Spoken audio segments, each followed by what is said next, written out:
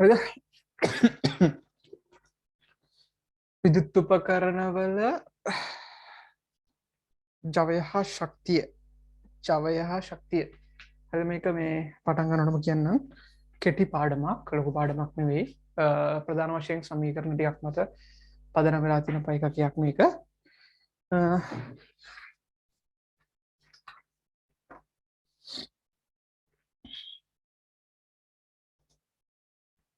හරි අපිට පෙර වශයෙන් විද්‍යුත් උපකරණවල ජවය හා ශක්තිය පුතේ විද්‍යුත් උපකරණ ගැන කතා කරද්දී විද්‍යුත් උපකරණ ගැන කතා කරද්දී මම මුලින්ම එන්නම් විද්‍යුත් උපකරණ ගන්නකොට විද්‍යුතය ගැන කතා කරන්න. හරිද?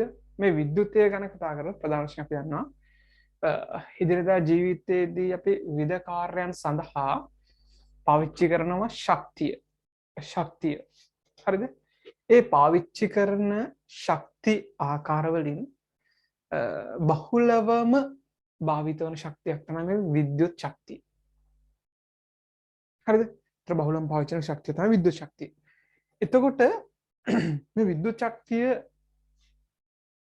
අපේ නිවසට ප්‍රධාන මේ කරන්ට් ලයින් එකෙන් ආවම විද්‍යුත් සැපයුමෙන් ආවට පස්සේ මේ නිවසට සැපෙන විද්‍යුත් ශක්තිය අපිට උවමනා විදිහට අපේ අවශ්‍යතා අනුව අපි විවිධ ශක්ති බවට පරිවර්තනය කරගන්නවා. විවිධ ශක්ති බවට පරිවර්තනය කරගන්නවා. හරිද? ඒ කියන්නේ නිවසේ තියෙන විද්‍යුත් උපකරණ වලින් ඒ විද්‍යුත් උපකරණයට ලැබෙන විදුලිය වෙනත් ශක්ති ආකාර බවට පත් කරනවා. මේක අපි කලින් ඉගෙන ගත්ත මතකද දන්නේ නැවට ශක්ති පරිණාමනය.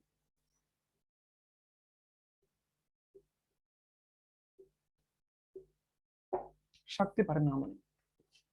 හරිද? ඒ කියන්නේ ඒ විද්‍යුත් උපකරණ වලට ලැබෙන ශක්තිය තවත් ශක්තියක් ආකාරයකට පත් කරගන්නවා. හරිද? ඒතකොට ප්‍රධාන වශයෙන් අපි ගත්තොත් හොට් ප්ලේට් එකක් නැත්නම් ෆෑන් එකක් ගන්නකො. දැන් ෆෑන් එකකට ලැබෙන විද්‍යුත් ශක්තිය එයා පත් කරගන්නවා ෆෑන් එකේ පෙත්තේ චාලක ශක්තිය බවට. විදුලි විදුනක් ගන්න, අවන් එකක් ගන්න. එයා මොකද කරන්නේ? ලැබෙන විද්‍යුත් ශක්තිය පරිවර්තනය කරගන්නවා තාප ශක්තිය බවට.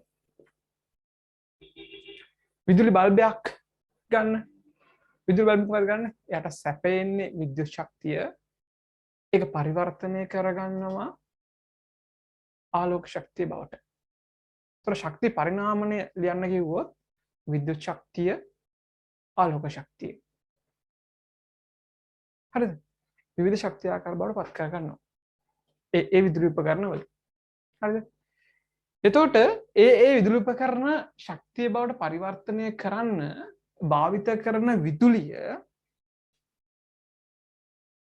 අපි දන්නවා නිවසට එන විදුලිය ගැනීමක් සිදු කරනවා. ඔයාලට ගන්න කිලෝවොට් පැය කියලා විදුලි මීටරේ ඒකක කියවලා ඒ කිලෝවොට් පැය ගානට අදාළව ඒකට අනුව අපිට බිලක් ගෙදරට එනවා. හරිද? ඒ විදුලි කිලෝවොට් පැය නැත්නම් ඒ විදුලි මීටරේ ඒකක සඳහන් වෙන්නේ අපි නිවස තුළ භාවිත කරන විදුලි උපකරණ වල තියෙන විදුලි පරිභෝජනය සහ ඒව පාවිච්චි කරන කාලය අනුව. දැන් උදාහරණයක් විදිහට අයන් එකක් නැත්නම් හොට් ප්ලේට් එකක් ඔය වගේ වට විදුලිය වැයවීම ගොඩාක් වැඩි. ඒතකොට ඒ වගේ එකක් වැඩි කාලයක් භාවිත කරනවා කියන්නේ ලොකු විදුලි ප්‍රමාණයක් වැය වෙනවා. ඒ කියන්නේ අපි අර විදුලි මීටරයේ ලොකු ඒකක ප්‍රමාණයක් සඳහන් වෙනවා. ඒ කියන්නේ මාසයේ අවසානයේ එන විදුලි බිල ලොකු විදුලි බිලක් වෙනවා. ඒ වගේ උපකරණ නිරන්තරයෙන් පාවිච්චි කරනවා නම්. ඒකට හේතුව ඒ වගේ විදුලි උපකරණ වලින් ශක්තිය, විද්‍යුත් ශක්තිය පරිභෝජනය කරන ප්‍රමාණය වැඩි. එතකොට මේ විද්‍යුත් ශක්තිය පරිභෝජනය කරන ප්‍රමාණය අපිට ගණනය කිරීම සඳහා තියෙන සමීකරණයක්. හරිද? අපි යමු ටියුට් එකට.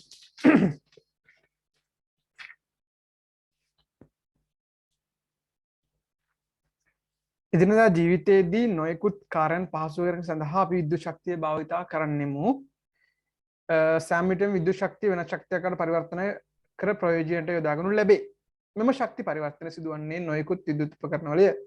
මෙම ශක්ති පරිවර්තනයට භාවිත වන උපක්‍රම විද්‍යුත් උපකරණ ලෙස හඳුන්වමු. විද්‍යුත් උපකරණයේ ක්ෂමතාව. ක්ෂමතාව යනු කාර්ය කිරීමේ ශීඝ්‍රතාවයයි. එනම් ඒකක කාලයකදී සිදුවන කාර්ය ප්‍රමාණය හෝ ඒකක කාලයකදී වැය වන විද්‍යුත් ප්‍රමාණයයි. ක්ෂමතාව. විද්‍යුත් උපකරණයේ ක්ෂමතාව.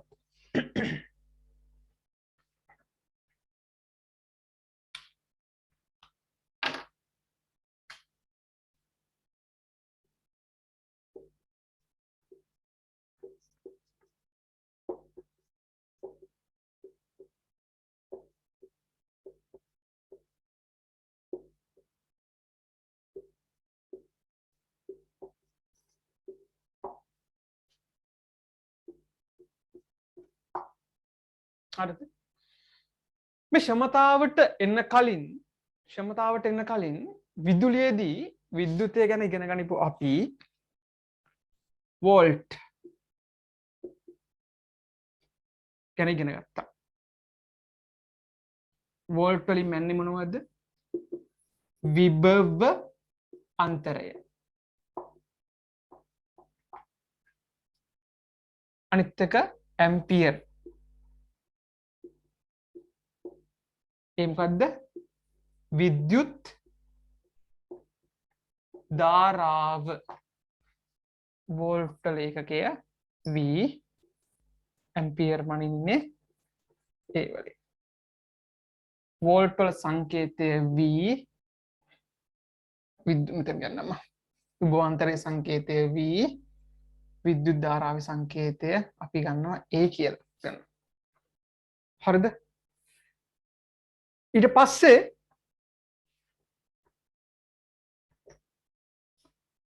පස්සේ මේකට තවත් එකක් ආව මතකද දන්නව ඔයාලට? විද්‍යුත් ප්‍රතිරෝධය කියලා එකක්. විද්‍යුත් ප්‍රතිරෝධය. අපි අපේ භාෂාවෙන් කියවොත් ප්‍රතිරෝධය. හරිද? ප්‍රතිරෝධය මෙන්නේ අපි මේක වෝල්ට් මේක ඕම් වලින් සංකේතය උනේ ඕක. විභවාන්තරය මනින්න පාවිච්චි කරා උපකරණය වෝල්ට් මීටරය, විද්‍යුත් ධාරාවට ඇමීටරය, මේකට පාවිච්චි කරා ඕම් මීටරය. මේ සංකේත ටික අපි දන්නවා. හරිද?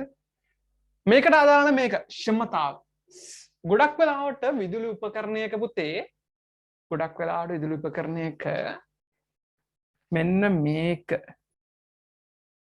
සහ මෙන්න මේක ගහලා තියෙනවා.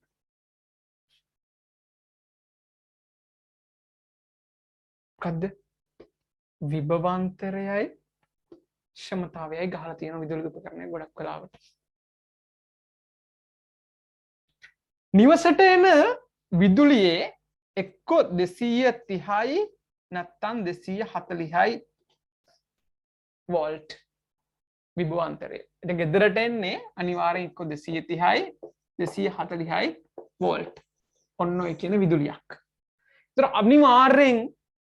අනිවාර්යෙන් අපේ නිවසේ පාවිච්චි වෙන විදුලි උපකරණවල අනිවාර්යෙන් ගහලා තියෙනවා මෙන්න මේක. එක්ක 230යි එක්ක 240යි ඔන්න වගේ අගයක් වෝල්ට් කියලා. ඒතර අපේ නිවසේ පාවිච්චි වෙන විදුලි උපකරණවල ඔය අගය වෙනස් වෙන්න බෑ.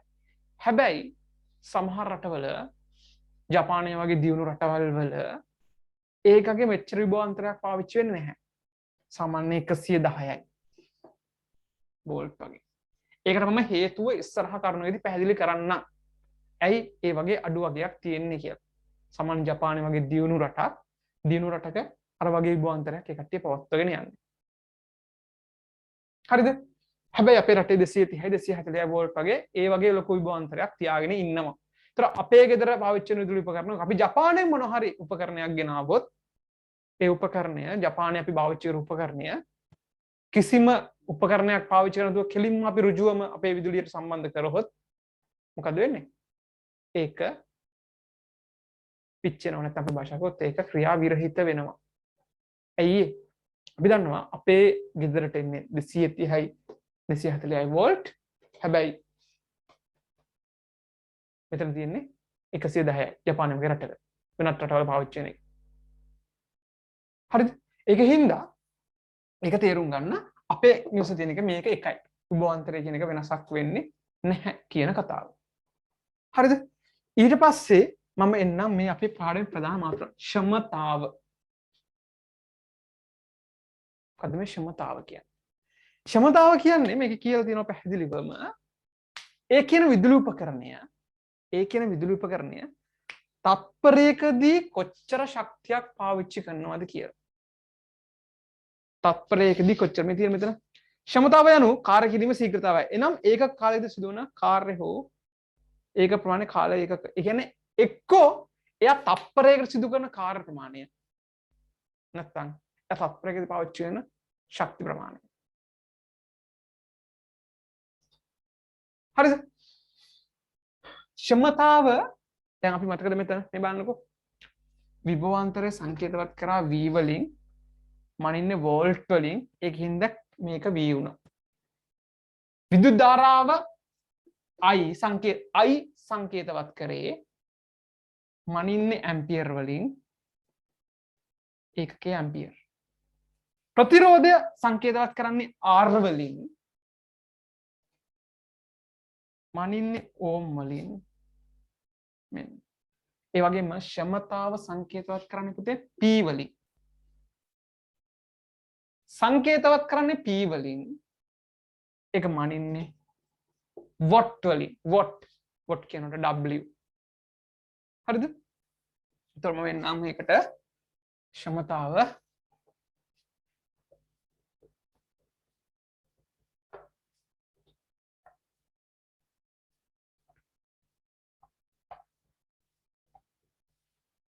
හරිද? දැන් ඒතර පාවිච්චි කරන හිතන විදුලි උපකරණ මොන හරි තියෙනවා. එකේ ගහලා තියෙනවා 230යි වොට්. sorry 230 volt. ගහලා තියෙනවා 50යි වොට්. මේ වොට් කියන එකේ මොකද්ද මම තේරුම කිව්වේ? මේ කියන්නේ මේ ක්ෂමතාව. මේ උපකරණයේ ක්ෂමතාව තමයි මේ ප්‍රකාශ කරලා තියෙන්නේ. හරිද? ඒතර මේකෙන් අර්ථ ගැන්වෙන්නේ මොකද්ද?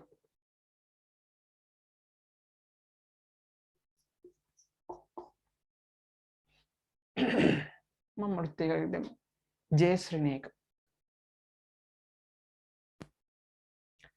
තත්පරයකදී කොච්චර ජූල් ප්‍රමාණයක් පාවිච්චි කරනවද? ඒකට තමයි අපි ඒකකයක් විදිහට පාවිච්චි කරන්නේ වොට්. ඒතර යම් උපකරණයක ගහලා තියෙනවා නම් 100යි වොට් කියලා මතක තියාගන්න මේ වොට් ඇතුලේ හැංගිලා ඉන්නේ JS ඍණ 1.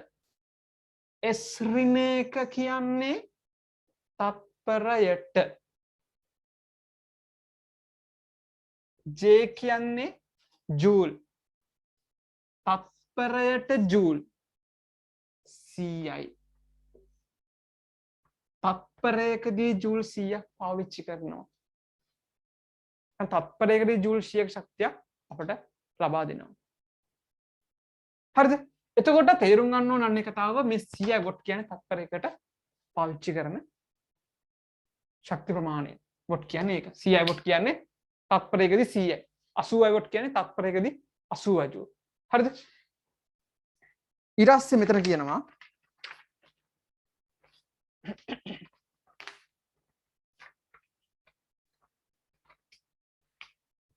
ක්ෂමතාව යනු කාර්ය කිරීමේ ශීඝ්‍රතාවයි. එනම් ඒක කාලෙදී සිදුවන කාර්ය ප්‍රමාණය හෝ කාල ඒකකය වැය වෙන විද්‍යුත් ශක්ති ප්‍රමාණයයි. විද්‍යුත් උපකරණ කරහා V විභාන්තරයක් යටතේ I ධාරාවක් ගන්න විට ක්ෂමතාවයක් ශක්ති උත්සර්ජන ශීඝ්‍රතාව පහත මගින් සමීකරණය වලින් ලැබේ.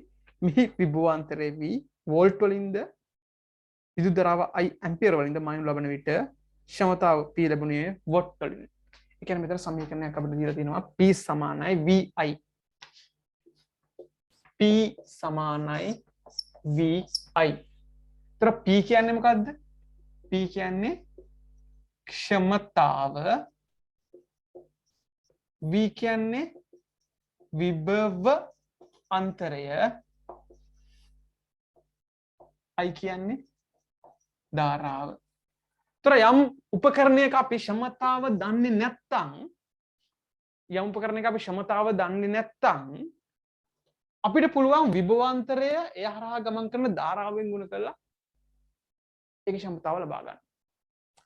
අපි යම් උපකරණයක හරහා ගමන් කරන ධාරාව දන්නේ නැත්තම් යම් උපකරණයක හරහා ධාරාව දන්නේ නැත්තම් ඒක ගන්න පුළුවන් ක්ෂමතාව විභවාන්තරයෙන් බෙදලා. ගොඩක් වෙලාවට මම ඔයාලට කිව්වා මේ අපේ නිවසේ පාවිච්චි කරන විදුලි උපකරණයක් නම් නිවසේ භාවිත කරන විදුලි උපකරණ නම් බොහෝ විට මේක 230 වෝල්ට්. හරිද? ඒතරට තේරෙනවා මෙන්න මේ දෙක තමයි වෙනස් වෙන්නේ. P සහ I කියන එක තමයි වෙනස් වෙන්නේ. I වැඩි වුණොත් P වැඩි. P අඩු වුණොත් I අඩුයි. හරිද? එතකොට මේ ප්‍රධාන සමීකරණ දැනගන්න P සමානයි VI. I මනින්නේ ධාරාව මනින්නේ ඇම්පියර් වලින්. V මනින්නේ වෝල්ට් වලින්. P මේක ඇවිල්ලා වොට් වලින් තේරුම් ගන්න. මේ ක්ෂමතාව කියන්නේ හැම වෙලෙම වොට් කියලා සංගිලා හිටියට ඒකේ පෙන් තත්පරයකදී පාවිච්චි වෙන ජූල් ප්‍රමාණය. තත්පරයකදී භාවිත වෙන ජූල් ප්‍රමාණය නැත්නම් තත්පරයකදී පාවිච්චි වෙන ශක්ති ප්‍රමාණය. ජූල් වලින් මනින ශක්තියනේ. හරිද? මේක ගැටළු දෙයක් දීලා තියෙනව නේද? පළවෙනි ගැටලුව ගන්න. සූත්‍රිකා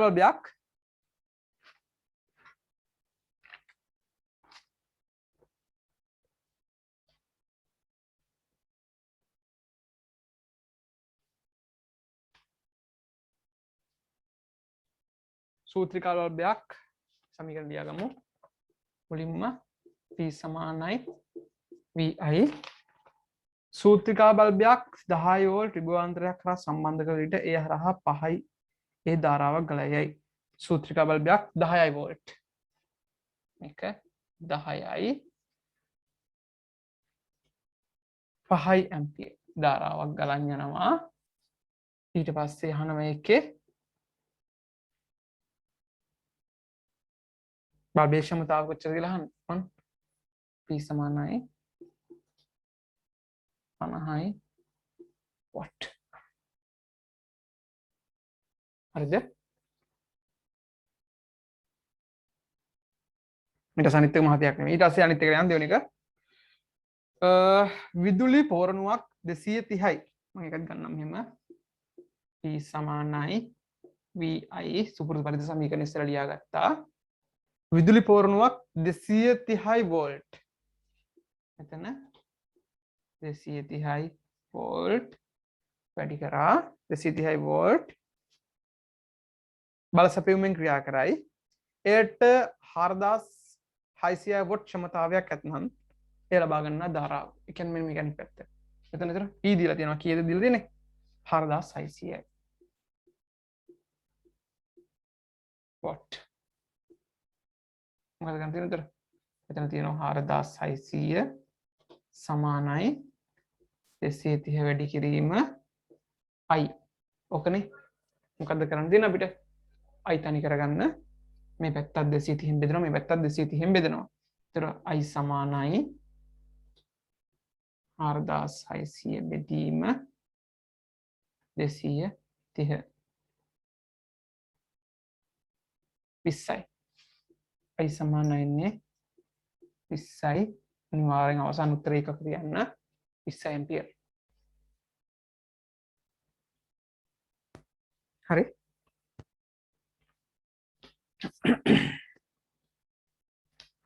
ඊට පස්සේ කියනවා විදුලි තාපකවල තාපන දංගරයේ තන තාපන මූලයේ ඇති ප්‍රතිරෝධයක් පමණක් නිසා වැයවන ශක්තිය පරිවර්තනය වන්නේ තාපයට පමණි. වෙනත් උපකරණවල එහි ඇති ප්‍රතිරෝධය නිසා විද්‍යුත් ශක්තියෙන් කොටසක් තාපය බවට පරිවර්තනය වෙනවා. චුට්ටක් මෙන්න මේ කතාව දැනගන්න. හරිද? මම ඔයාලට කිව්වා විදුලි උපකරණවල වෙන්නේ ශක්ති පරිණාමනයක් කියලා. හරිද? ශක්ති පරිණාමනයක්.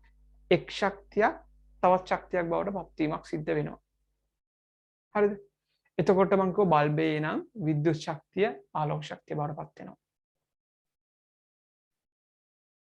හරිද? ෆෑන් එකේ නම් විද්‍යුත් ශක්තිය චාලක ශක්තිය බවට පරිවර්තනය වෙනවා. හරිද? ඔයගේ ශේකයක් ශක්ති පරිණාමන තියෙනවානේ. එතකොට මේ හැම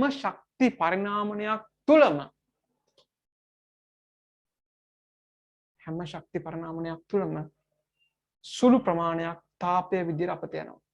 සර් මොකක්ද ඒ කතාව? කියන්නේ මෙහෙම පුතේ. දැන් ඔයාලා ටීවී එක නැත්නම් රේඩියෝ එක ගොඩක් වෙලාවක් දාලා තිබ්බොත් විනාඩි 20ක් 30ක් විතර දාලා තිබ්බොත් පැයකට වැඩි දාලා තිබුණොත් ටිකක් රේඩියෝ එකම අල්ලලා බලන්නකො පිටේ රත් වෙලා තියෙනවා. එතකොට අපි මේ රේඩියෝ එක රත් උනේ කොහෙන්ද ශක්තිය? දැන් අපි දන්නවා රශ්නේ දැන් උදාහරණයක් විදිහට දැන් රශ්නේ නිබඳ අයන් එකේ රශ්නේ ඇති වෙන්නේ විදුලි ශක්තිය පාවිච්චි කරලා ඒ තුලින් අයන් එක රත් වෙන්නේ. එතකොට අයන් එක රත් වෙන්න විදුලි මීටරේ කැරකුණානේ.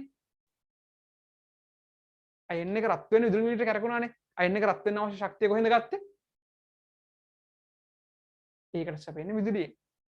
එහෙනම් මේ රේඩියෝ එක නැත්නම් ටීවී එක දාලා තිබුණාට පස්සේ ටීවී එක රත් වෙනවා නම් රේඩියෝ එක රත් වෙනවා නම් ඒ රත් වෙන්න අවශ්‍ය ශක්තිය කොහෙන්ද ගන්න නැත්තේ? විදුලි බලයෙන්.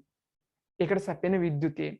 හැබැයි ටීවී එක රේඩියෝ එක අපිට රත් වෙන්න ඕනද? ඒ රේඩියෝ එකේ ටීවී එකේ අපි ඒ රත් වෙච්ච තාපයද පාවිච්චි කරන්නේ නැහැ. අපි දන්නවා රූප වාහිනී අපි රූප පාවිච්චි කරනවා ආලෝකයක් සහ ශබ්දය. ගුවන් විදුලිය නම් ශබ්දය. එතකොට විද්‍යුත් ශක්තිය ශබ්ද ශක්තිය බවට පරිවර්තනය වෙනවා. එතකොට තේරෙනවද ප්‍රධාන අපි ගුවන් විදුලිය ගත්තොත් විද්‍යුත් ශක්තිය ධ්වනි ශක්තිය බවට පත් වෙනවා. ඒ වගේම ටිකක් විද්‍යුත් ශක්තිය තාප ශක්තිය බවට පත් වෙනවා. එතකොට මේ විදුලිය ධ්වනිය බවට පත් වෙන එක ඕකේ. ඒක ප්‍රශ්නයක් නෑ අපිට. හැබැයි මේ විද්‍යුත් ශක්තිය තාප ශක්තිය බවට පත් වෙන එක අපිට වැදගත්ද? ඒක අපිට ප්‍රයෝජනවත්ද? නැහැ. ඒතර මෙන්න මේ ශක්තිය මොකද්ද මේ? මේ වෙලාවදී මොකද්ද? ශක්තිය අපතේ යාමක්. ඇයි? අපි විද්‍යුතය මේ රේඩියෝ එකේ නිපදවන තාපයෙන් කිසිම ප්‍රයෝජනයක් ගන්න නැහැ. හැබැයි අයන් එකේ නිපදවන තාපයෙන් ප්‍රයෝජනයක් ගන්නවා අපි. ඒක මොකද? තාපය නිපදවන්න බලාගෙන ඒ නිපදවන තාපයෙන් ප්‍රයෝජන ගන්න හදපු භාණ්ඩයක්. හැබැයි මේ තාපය මොකද උනේ? අපතේ යාම. ඔය වගේම තමයි බල්බ් එකක් ගොඩක් වෙලා දාලා තියලා විදුලි බල්බයක් දාලා තියලා ටික වෙලාවක් අපි දන්නවා විදුලි බල්බය ගත්තොත් විද්‍යුතය ආලෝකය. හැබැයි විදුලි බල්බ ටික වෙලාවක් දාලා තිබුවොත් මොකද විදුලි බල්බය ගලවන්න පුළුවන්ද අපිට? විදුලි බල්බය රත් වෙලා. ඒ කියන්නේ ඒ විද්‍යුත් ශක්තියෙන් ටිකක් තාප ශක්තිය බවට පත් වෙලා. එතකොට අර බල්බෙන් නිපද වෙච්ච තාපය අපට වැඩක් තියනවද? ඒ තාපයෙන් අපි ප්‍රයෝජනයක් ගන්නවද? මේ තාප ශක්තිය බවට පත් උනේ කොහෙන්ද ශක්තිය ගත්තේ? මේ විද්‍යුතයෙන් ටිකක් ගත්තේ. ඒ කියන්නේ කරන්ට් එක වැඩිපුර ටිකක් වැය වෙලා නේද තාපයට? ඒතර මෙන්න මේ වැය වෙච්ච විදුලිය මේ කරන්ට් එක ගෙදර මීටරයෙන් සැපේන කරන්ට් එක මීටරේ කරකවල විදුලිය ටිකක් අරගෙන මේ විදිහට බල්බ් එක රත් වෙලා මේ රත් වෙච්ච එක අපිට වැඩක් තියනවද? ඒතර මේ වැය වුණු විදුලියෙන් අපිට ප්‍රයෝජනයක් තියනවද? ඒතර තේරෙනවද? අපි ප්‍රශ්නය නැත්නම් තාපය බලාපොරොත්තුෙන් ගන්න උපකරණවල නිපද වෙන තාපය අපිට ප්‍රශ්නයක් නැහැ. කියන්නේ දැන් සර් ඉතින් අයන් එකක් තවම පාවිච්චි කරනකොට අයන් එකත් හරි. අයන් එකේ තාපය අපි ප්‍රයෝජනට ගන්න බලාපොරොත්තු වෙන්නේ කරන්නේ. ඒක ප්‍රයෝජනට ගන්නවා. අයන් එක නැතුව රත් වෙච්ච එකනේ කරන්නේ. ඒතර ඒ කියන්නේ තාපන උපකරණවල ඒ කියන්නේ තාපය ගන්න බලාපොරොත්තුෙන් ක්‍රියා කරන උපකරණවල හොට් ප්ලේට් එක, oven එක, ඔය වගේ උපකරණවල නිපද වෙන තාපය. ඒ කියන්නේ ඒ විදුලි උපකරණය ක්‍රියාත්මක වෙද්දී නිපද වෙන තාපය හානිය අපිට ප්‍රශ්නයක් නැහැ. මොකද ඒ වගේ අපි බලාපොරොත්තු වෙන තාපය නිපද ගන්න. හැබැයි තාපය නිපදවන්නේ නැති වෙනත් ශක්ති පරිණාමනයක් වෙන උපකරණවල බොහෝ වෙලාවට තාපයකුත් නිපද වෙනවා. හැබැයි ඒ නිපද වෙන තාපය අපිට වැඩක් තියනවද? නැහැ. ඒ කියන්නේ විදුලි උපකරණ ක්‍රියාත්මක වෙද්දී රත් වීමක් සිද්ධ වෙනවා. ඒ රත් වෙන ශක්තිය ගන්න. ඒකට සැපෙන විදුලිය. ඒතර නිකරුණේ ශක්තිය අපතේ යාමක් වෙනවා. සාමාන්‍යයෙන් මේක ගොඩක් විදුලි උපකරණ තියෙන ෆෑන් එකක් බලනකොට දාලා තියෙන ෆෑන් එක රත් වෙනවා. ඒතර ෆෑන් එක රත් වෙන්නේ ක්‍රියාකාරීත්වය තුළ ෆෑන් එක කැරකෙනකොට ඒ ක්‍රියාකාරීත්වය තුළ රත් වෙනවා. ඒ රත් වෙන අවශ්‍ය ශක්තිය කොහෙන්ද ගත්තේ? විදුලිය. ඒකට හේතු වෙන්නේ ඒ ගොඩක් විදුලි උපකරණ වල තියෙන ප්‍රතිරෝධය කියලා එක. ප්‍රතිරෝධය මතක තියෙන ප්‍රතිරෝධය කියන්නේ මොකද? විදුලිය පරිපථය ඇතුළින් ධාරාව ගලන් යද්දී විදුලි ධාරාවට ඇතිවන බාධා. අනේ ප්‍රතිරෝධයෙන් හින්දා තමයි ඔය විදියට තාප ශක්තිය ජනිත වෙන්නේ. තාප ශක්තියක් ඇති වෙන්නේ. තාපයක් ඇති වෙන්නේ. ඒ ඇති වෙන තාපය අපට ප්‍රයෝජනවත්ද? තාපේ ප්‍රයෝජනවත් අපිට අර තාපන ඵල භාවිත වෙන උපකරණවල. නමුත් විදුලි බල්බය, රේඩියෝ එක, ටීවී එක ඕ වගේ නිපද වෙන තාපය අපිට වැදගත්කමක් තියනවද? නැහැනේ. එතකොට ඒවයි මොකද වෙන්නේ? ඒවයි වෙන්නේ ශක්තිය අපතේ යාමක්. හරිද? ඒක මේ කියලා තියෙන මෙතන.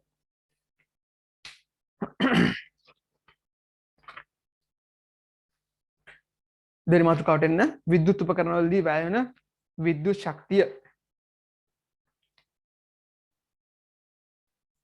ක්ෂමතාව යනු යම් උපකරණයක් ශක්තිය වැය වීමේ ශීඝ්‍රතාවයයි.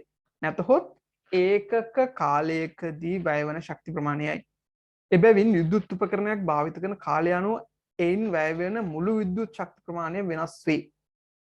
ඒකක කාලයකදී වැය වෙන විද්‍යුත් ප්‍රමාණය P වන විට ඒකක කාලයකදී වැය වෙන මුළු විද්‍යුත් ප්‍රමාණය PT වේ. වැය වෙන මුළු ශක්ති ප්‍රමාණය E නම්. මේක තමයි මේ කියන්නේ. දැන් what වලින් මන්නේ නැත්නම් P වලින් ගත්තේ අපි ඒකක කාලයකදී වැය වෙන ශක්ති ප්‍රමාණය. අපි දැන් මේ ගණනය කරේ මේ මොකද්ද මේ 4600 වොට් කියන්නේ? මේ කියන විදුලි උපකරණය තප්පරයකදී වොට් 4660ක්. තප්පරයේදී ජූල් 4660ක් පාවිච්චි කරනවා කියන එක. හරිද? ඒකයි ඒ කියන්නේ. දැන් මම උදාහරණයක් විදිහට දැන් මෙහෙම ලිව්වා. අපි හැම වෙලේම ගන්න CI වොට් කියමු. CI වොට් කියන්නේ මෙයා තප්පරයකදී ජූල් 100ක් පාවිච්චි කරනවා. ඒ කියන්නේ මෙයාගේ මේ ක්ෂමතාව. ඒතර ක්ෂමතාව ප්‍රකාශයටපත් වෙන්නේ තප්පරයකට සාපේක්ෂව.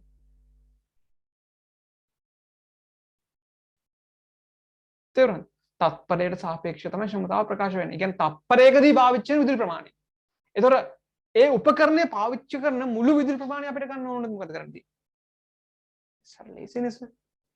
තප්පරයකට ඔච්චර නම් ඒ උපකරණය භාවිත කරන කාලයෙන් වැඩි කරනවා. හරි මෙහෙම හිතමු අපි.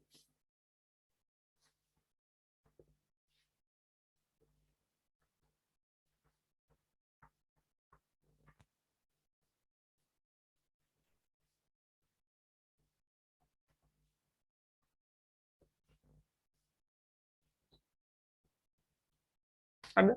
මම සුපුරුදු පරිදි මම CI වොට් කියලා ගන්න. CI what.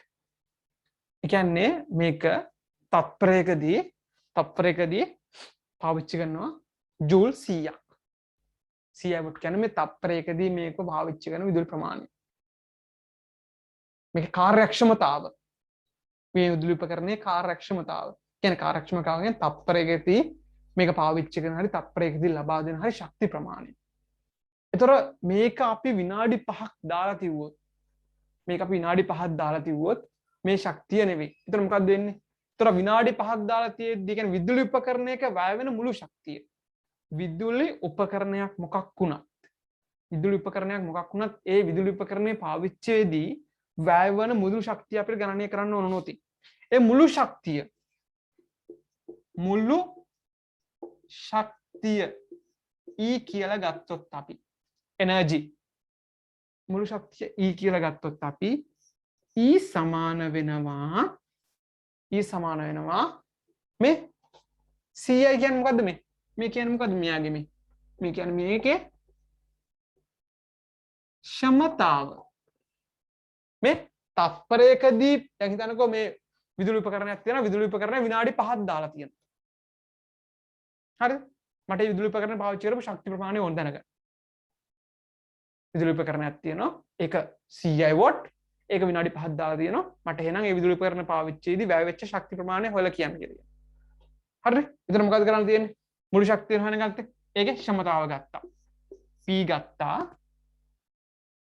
ඒක දාලා තියෙන කාල සීමාව කාලේ මයින්නේ අපි t වලින්. ඕක. හැබැයි අපි කලින් සමීකරණයක් ගත්ත මතකද ඔයාලට? p සමානයි vi කියලා. ක්ෂමතාව සමානයි විභවාන්තරයේ ධාරාව. සමීකරණ පොඩ්ඩයි තියෙන්නේ. හොඳ 2යි 3යි තියෙන්නේ. හරිද? එතකොට මෙන්න මේ p වෙනුවට මම ගෙනල්ලා මෙන්න මෙහෙම ආදේශ කරනවා. මොකද කරන්නේ? e සමානයි p වෙනුවට දානවා p වෙනුවට දානවා vi t.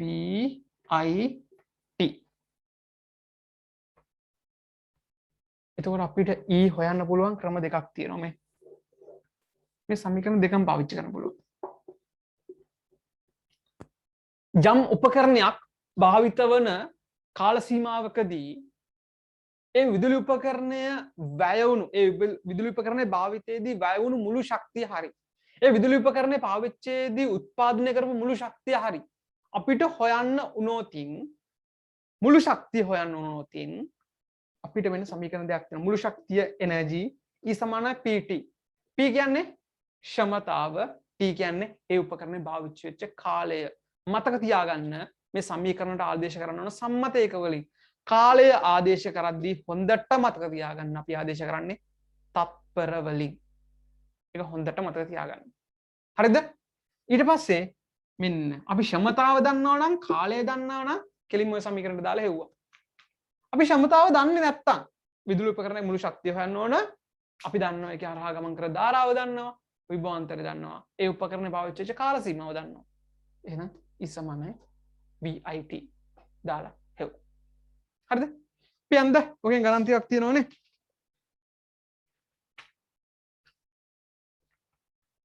අද මම ඉස්සලා ගණන් දෙක හදුවනේ 3 4 හදලා දෙන්න මට්ටක් ගාලා උත්තර දෙන්න 3 4 හදලා උත්තර දාන්නක් ගාලා ෂණික 3 හැදුවා 4 හැදුවා උත්තර දැම්මා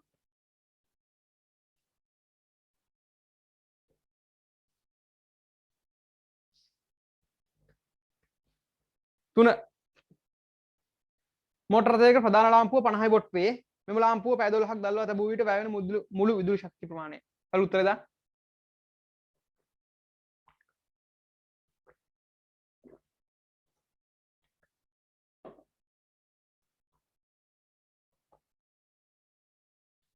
මෝටර රථයක ප්‍රධාන ලාම්පුව වොට් 50ලු එය පැය 12ක් පාවිච්චි කරනවලු වැය වෙන මුළු විදුලි ශක්තිය හොයන්නලු ඒක හද උත්තරේ දාන්න මට මොකක්ද කියලා දෙන්නේ බලන්නකෝ සරලයි කේස් එක මෝටර රථයක ප්‍රධාන ලාම්පුව වොට් 50යි වොට් 50යි දැන් මේක උඩ දාගෙන දැඟලුවා නම් මේක තියාගෙන පැය ඩෝගන බලන්න මේක තියන් පණ යනකම් කටපාඩම් කරලා හිටියනම් කොහෙද දැන් මේක වොට් 50 දාන්න මේක බෑ එහෙනම් අපිට සමීකරණ මොකද්ද මේක බලන්න P වර්ෂ ක්ෂමතාව දීලා තියෙනවා ක්ෂමතාව දීලා තියෙනවා එහෙනම් අපිට ටක් ගාලා යන්නේ මොකද්ද ක්ෂමතාව දීලා තියෙනවා නම් ටක් ගාලා ක්ෂමතාව දත්තයක් විදිහට පාවිච්චි කරන්න පුළුවන් සමීකරණ එකක් මොකද්ද එතන අපිට ගන්න පුළුවන් ඒතර ඔය කියන ගාන අපිට හදන්න පුළුවන් ක්ෂමතාව නම් දීලා තියෙන්නේ ක්ෂමතාව පදයක් විදිහට අඩංගු සමීකරණ මොකද්ද මේක E සමානයි V PT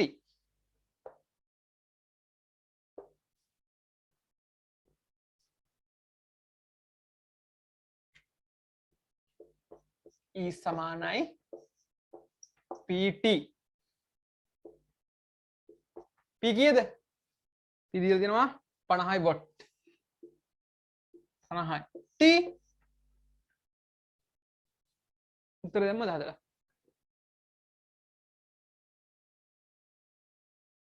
I see yes me එකාද මේ පන්තියේ ඉන්නේ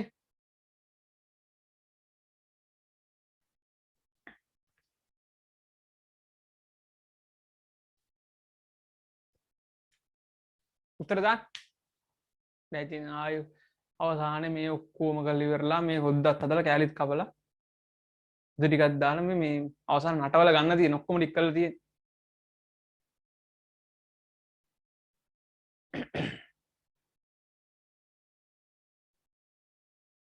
තුන් දෙනා උත්තර දැන් මේ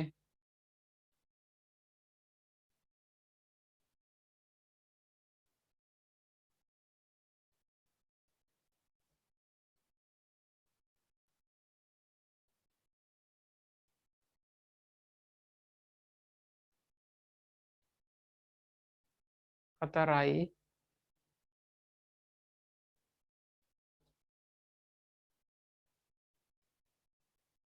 5යි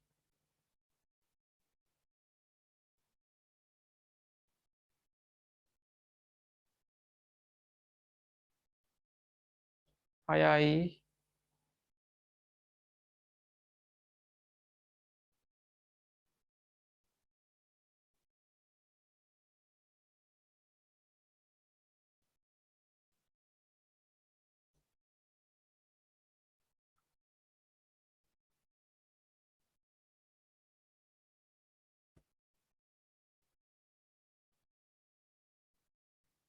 පුතේ මෙහන්නකෝ අපි ලංකාවේ මිනිස්සු විදිහට මේ ලංකාව විදිහට ලංකා මිනිස්සු විදිහට වැඩ කරා නම් අපිට ඕන දේ අපි පාවිච්චි කරා නම් අපිට සිංහල විතරක් ඇති මොන මගුලකටද ඉංග්‍රීසි කියලා හිටියනම් අපිට අන්තර්ජාතිකව රටවල් එක්ක විවිධ රටවල් එක්ක ගනුදෙනු කරන්න බෑ.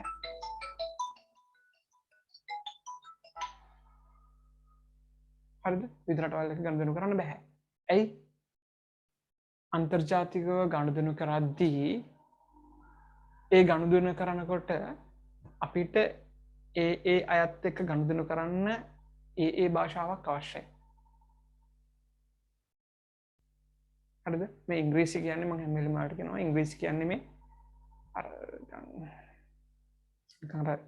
ආභරණයක් විදිහට පාවිච්චි කරන්න ඕන එකක් නෙවෙයි. ඒක මේ අපේ sannivedana සඳහා තියෙන භාෂාවක්. තව කෙනෙක් ඉංග්‍රීසියෙන් දෙයක් ලියලා තියෙනවා නම් ඒක අපිට ඉගෙන ගන්න. පොතක් කියවලා එහෙම දෙයක්. හරිද? ඒතර මේ අන්තර්ජාතිකව ගනුදෙනු කරද්දී අන්තර්ජාතිකව ලෝකයක් එක්ක වැඩ කරද්දී මේ වගේ දේවල් වලදී ඒ මිනිස්සු ඒ විදිහට ඕන විදිහට වැඩ කරන්න ගත්තොත් ඒක ප්‍රශ්නයක් වෙන හින්දා මේ කැල්කියුලේෂන් වලදී මේ විද්‍යාත්මක කරුණු වලදී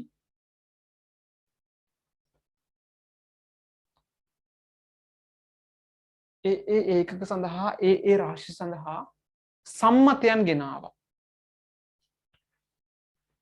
මොකද සර් කුණුහරුපයක් එන ලොකු කුණුහරුපයක් කියාගෙන ඉන්න මට තේරෙන්නේ නැහැ සර් ඔක. හරි. දැන් වතුර මනින්න මිලිලීටර තියෙන්න පුළුවන්, අවුන්ස තියෙන්න පුළුවන්, බෝතල් තියෙන්න පුළුවන්, පෙට්‍රල් බෝතලයක් ගන්න පුළුවන්, පෙට්‍රල් ලීටරයක් ගන්න පුළුවන්, පෙට්‍රල් මිලිලීටර 1000ක් ගන්න පුළුවන්. හැබැයි වතුර මනින්න සම්මත ඒකකයක් තියෙනවා. පරිමාණයි. හරි. දිග මනින්න මිලිමීටර තියෙන්න පුළුවන්, සෙන්ටිමීටර තියෙන්න පුළුවන්, කිලෝමීටර තියෙන්න පුළුවන්, සතපුම් තියෙන්න පුළුවන්. දුර මනින්න සම්මත ඒකකයක් තියෙනවා.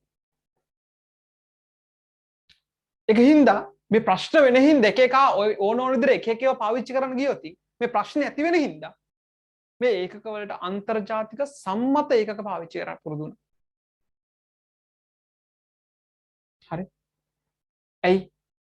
තමුන් හිතුමනාපේ ඕන එක ඕන විදිහට පාවිච්චි කරන්න ගියොත් මේක මහා ජංජාලයක් වෙන හින්දා. ඒක නිසා ඒ ආශ්‍රයෙන් ගන්න සමීකරණ සඳහා සෑම විටම පාවිච්චි කරන්නේ ඒ අන්තර්ජාතිකව පිළිගත් ඒ රාශිය මනින්නවා කියලා පිළිගත්තු සම්මත ඒකකය. උදාහරණයක් විදිහට දුර මනින්න ඒක ගොඩක් තිබුණාට දුර මනින සම්මත ඒකකය මීටර.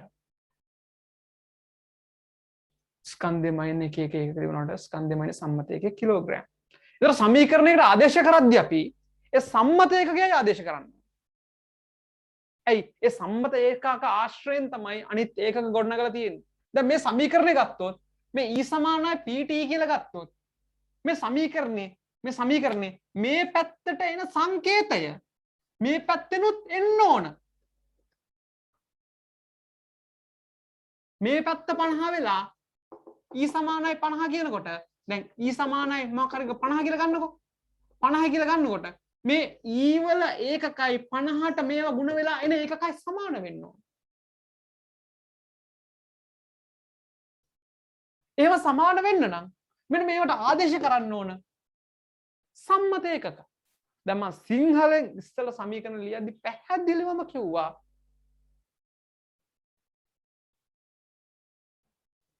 E සමානයි PT වල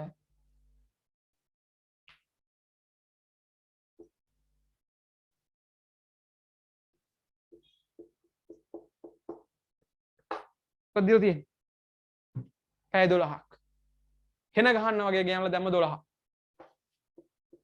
හෙන ගහන්න වගේ ගෙනලා දැම්ම 12 12 50 ගුණ කරා 12 වරක් බින්දුව 12 වරක් 60යි හා සර් හරි ඔන්න උත්තරේ සතුටුයිද ඈ තේරෙන්නේ ඉතින් අවබෝධය ඔහේ දටම් බඩම් ගිරා ඇයි සෙල්ලමන් කිව්ව සිංහලෙන්ම මගේ එකයි මං කිව්වේ මේ සමහරලාවට මම මේ ටියුට් එක පටන් ගන්න කලින් මහා වාක්‍ය හැරි ටිකක් කියවන්නේ මේ පාඩමේ මේ ටියුට් එකට අදාළ නැති වෙන්න පුළුවන් ඒ වචන වලින් ඒ කියන පාඩමට අදාළ දෙයක් කියන්න හරි මම මේ අනම්මන වල්පද දොඩවන්නේ නැහැ අර සින්දු කවි කියන්නේ නැහැ නේ මේකේ හරි මේ පාඩමේ මම අවශ්‍යම ටික මේ පාඩමේ ප්‍රධාන වශයෙන් ඉලක්ක වෙන තැන් දෙක මේක ඊට පස්සේ හල්වල් පල්පක අවසානයේ තියෙන ටියුට් එකේ අවසාන තියෙන දැක්කනේ දකින්නද මේකේ විදුලි මීටරේ අනම්මනම් තියෙන ටිකක් තියෙනවා ඒකෙන් පොඩි පොඩි කැලේ ටිකක් අහන්න පුළුවන් හැබැයි මේ ගානක මේ කියන ඒකකයෙන් මේ කියන කොටසෙන් විභාගයට ගැටලුවක් දුන්නොත් ගැටලු ඉලක්ක වෙන ප්‍රධාන වශයෙන් මේක මේවා ඉලක්ක වෙලා අවසාන රිංග වෙයි චුටි චුටි කැලේ ටිකක් අරගෙන හරිද එතකොට මොකද උනේ කොතනද වැදුනේ E සමානයි PT ආදේශ කරන්න ඕන සම්මත ඒකක P හරි වොට් කාලය 12යිද නෑ 12 තියෙන්නේ පැය වලින් එහෙනම් පැය විනාඩි ගණන් මොකද කරන්න ඕන 60න් වැඩි කරන්න ඕන ඒත් හරිද නෑ මේ තියෙන්නේ මොනද මේ තියෙන විනාඩි 12 60න් වැඩි කරා කියන්නේ විනාඩි ගාන ඇවිල්ලා තියෙන්නේ විනාඩිද සම්මත ඒකකේ නෑ තප්පර එහෙනම් මේක ආයෙත් වැඩි කරන්න ඕන 60 ඔන්න ඕක තමයි උත්තරේ වෙන්න ඕන තේරෙනවනේ චූටි සමීකරණයක් පද දෙකක් දීලා උඩ දාගෙන ඇවිල්ලා මං විභාගේ හොඳට ලියුවා තේරෙනවනේ මෙච්චරේ තේරුම් ගන්න කලබල වෙන්න එපා හැම වෙලෙම විද්‍යාවේ තර්කය තේරුම් ගන්න යන්න හරි ලේසි ඒක සමීකරණ පාඩම් කරන්න එපා මං කිව්වේ අරක වොට් කියන එක උඩ පැනවන කාට පාඩම් කරන්න එපා වොට් කියන්නේ මොකද්ද තත්පරයකදී ඒක උපකරණේ පාවිච්චි කරන ශක්ති ප්‍රමාණය වොට් 100යි කියන්නේ තත්පරයකදී 100ක් පාවිච්චි කරනවා එහෙනම් ඒ උපකරණ විනාඩියක් දාලා තිබුවොත් මොකක්ද කරලා තියෙන්නේ තත්පරයකදී 100යි නම් 100 වැඩි කරනවා 60න් තත්පරයකදී ජූල් 100යි තමයි වොට් 100යි කියන්නේ තේරුණාද මම ඒක අර පටන් ගන්නකොට වොට් වල හැංගිච්ච එකකයක් කියලා දුන්නේ J ශ්‍රේණිය කෙනෙකුට තමයි වොට් කියලා දාන්නේ තත්පරයට ජූල් කියන එකට හරිද හරි ඊළඟට හදන්න ඕම් හතර හදන්න ගන්න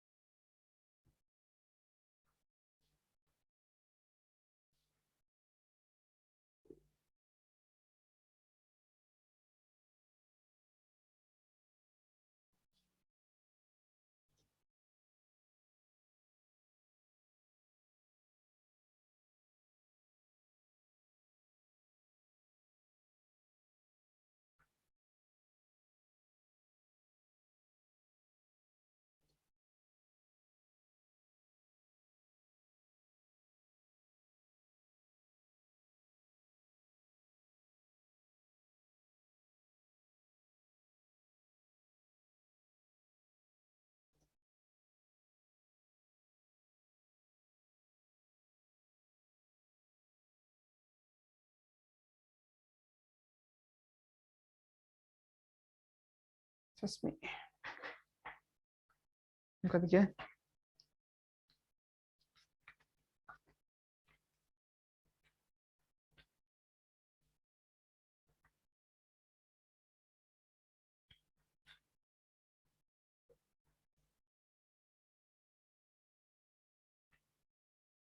ඒක දැන් මේකෙන් යන්න බෑනේ. බලන්න ඇයි? මේක බලන්න T දීලා නැහැ. ක්ෂමතාව දීලා නැහැ. වොට් වලින් කිසිම එකක් දීලා නැහැනේ.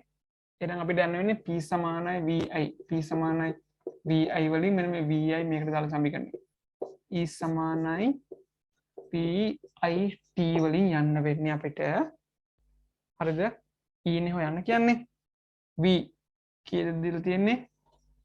6යි. I කීයද? 0.6යි. T 10යි.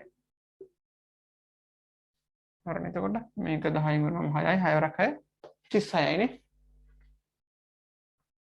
36 නෙවෙයිද?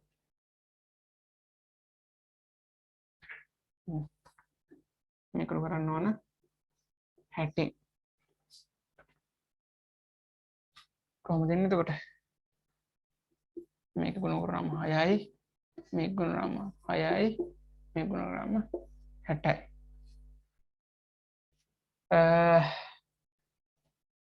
කී උත්තරය?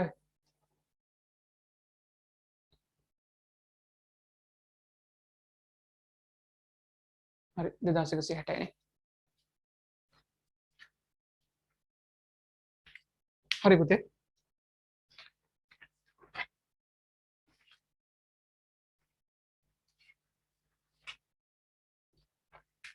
හරි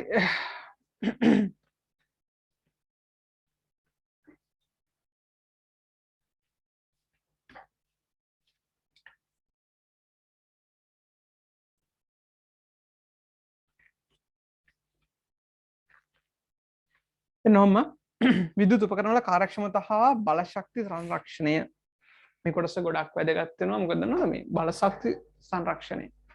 දැන් P සමානයි VI ඉගෙන ගත්තා. හරිද? ඒතර P සමානයි VI ආශ්‍රයෙන් අවසානයේ E සමානයි PT ගත්තා. E සමානයි PT ගත්තා. E සමානයි VIT ගත්තා. සමීකරණ 3යි. අතර මේක සමීකරණ 3ක් නැහැ.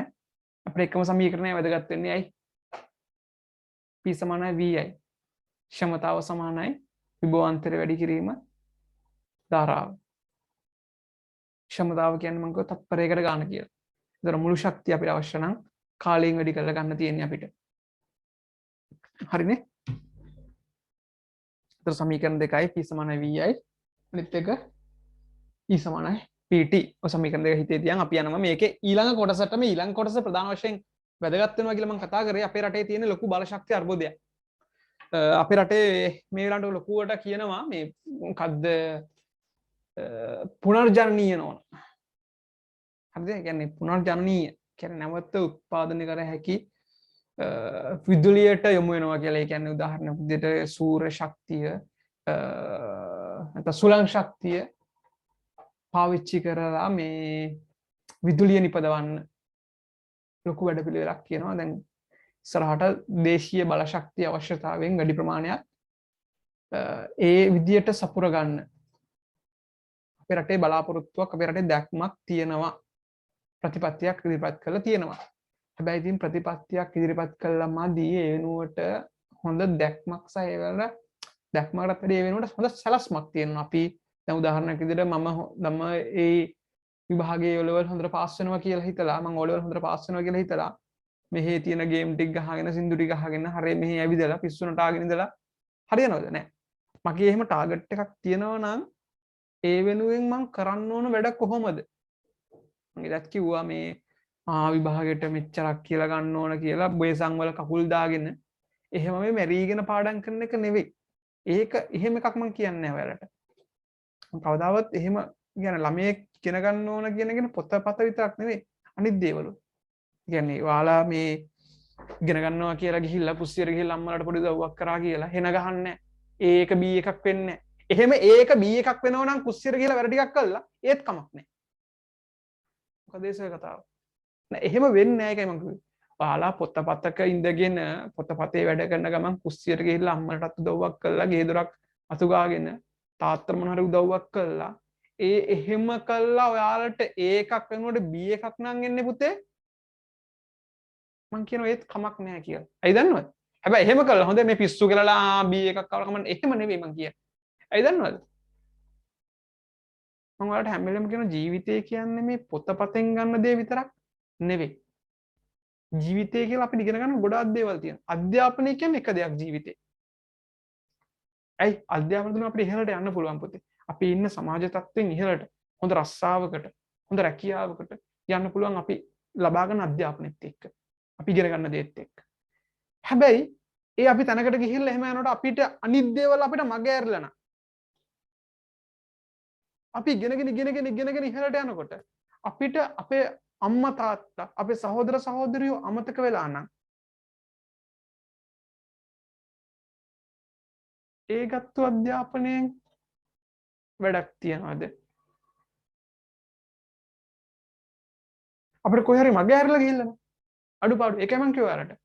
ඔයාලා මේ ඉගෙන ගන්න කියන්නේ කරන වැඩේ එවෙලට හරියට කරන්න පාඩම් කරනවා නම් පැයක් තියාගෙන පාඩම් කරා. ඒ ගමන් ගෙදර මොන හරි අතු ගන්න වැඩක්, අම්මට උදව්වක් කරන වැඩක්, තාත්තට උදව්වක් කරනවා, ඒ වැඩේ කරන්න. පාඩනුත් කරන්න. මම ඒකයි කිව්වේ. ඔයාලා ඕ ලෙවල් වලට මෙච්චර රිසල්ට් එකක් ගන්නවා කියලා බලාපොරොත්තුවක් තියෙනවනම් ඒකට වැඩපිළිවෙලක් තියෙන්න ඕන.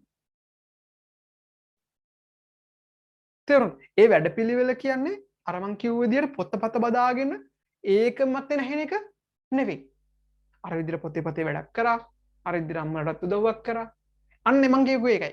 එහෙම වැඩ කළා. ඔයාලට A එකක් වෙනකොට B එකක් එනවනම් ඒත් කමක් නැහැ.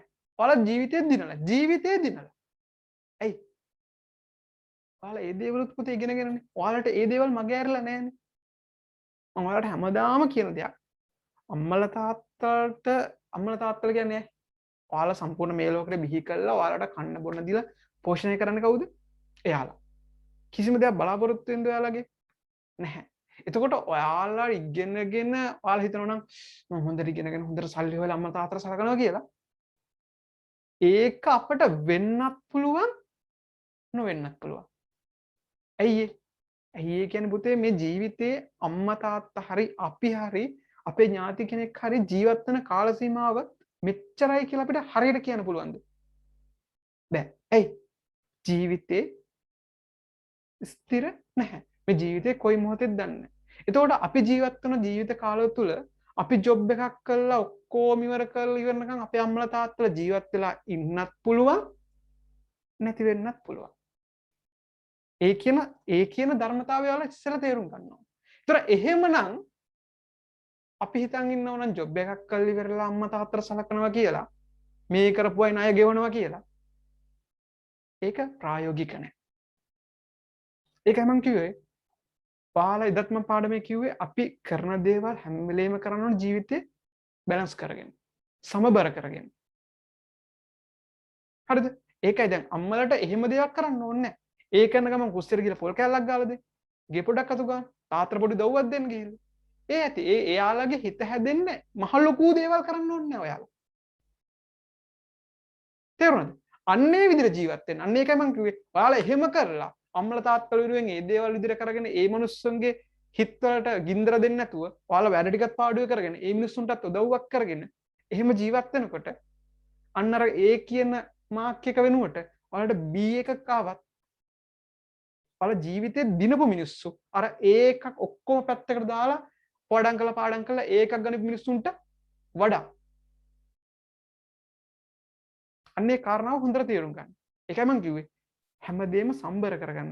පාඩම් කරනවා කියලා පොතපත් මත නැහිගෙන ඔයාලා අම්මලා තාත්තලා උදව්වක් කරන්න නැතුව මම පාඩම් කරනවා කියලා කාමරේට දොර වහගෙන එහෙම හැසිරෙනවා නම් ඒක මම කොහොමවත් ඔයාලගෙන් අනුමත කරන්නේ නැහැ.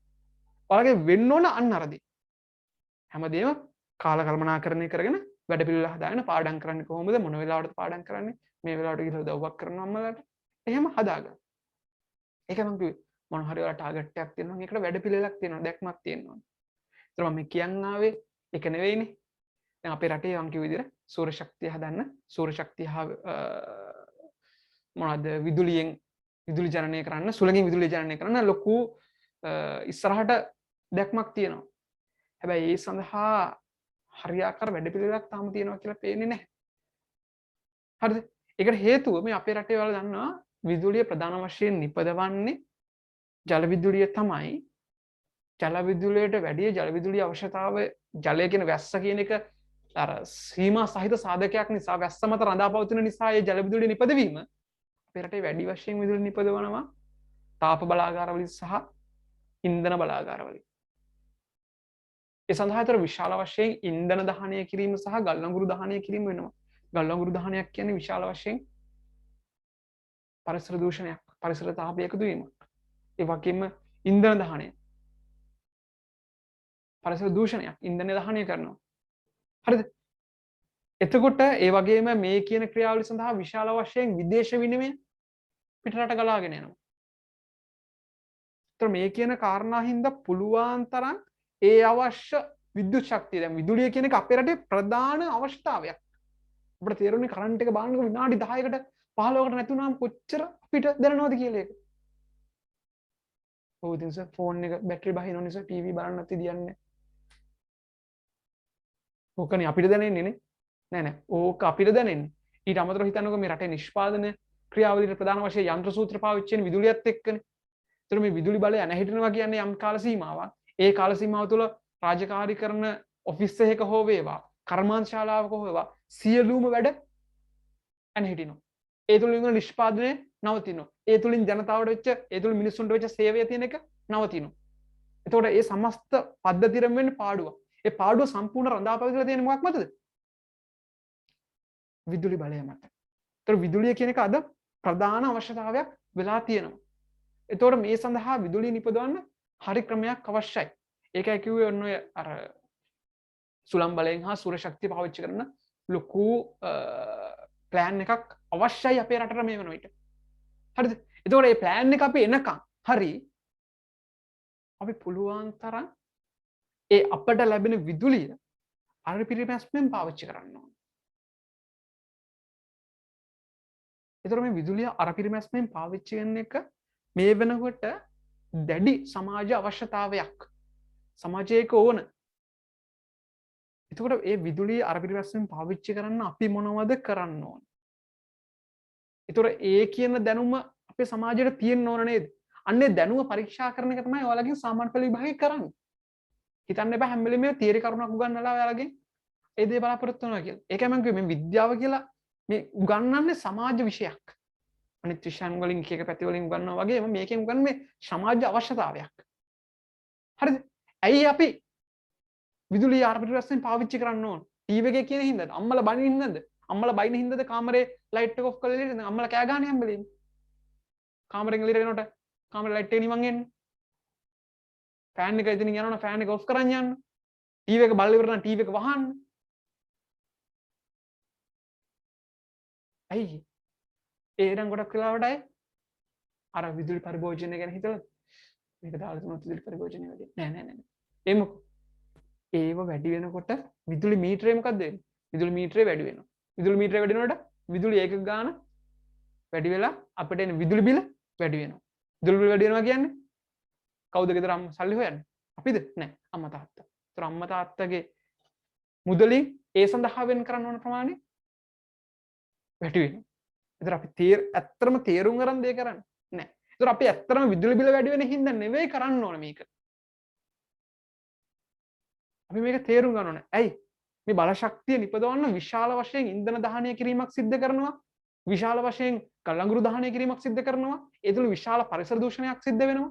ඒතර මේ විදුලි පරිභෝජනය කරාට කමක් නැහැ අවශ්‍යතාවය අනුව. හැබැයි මේක නිකරුණේ නම් වෙන්නේ.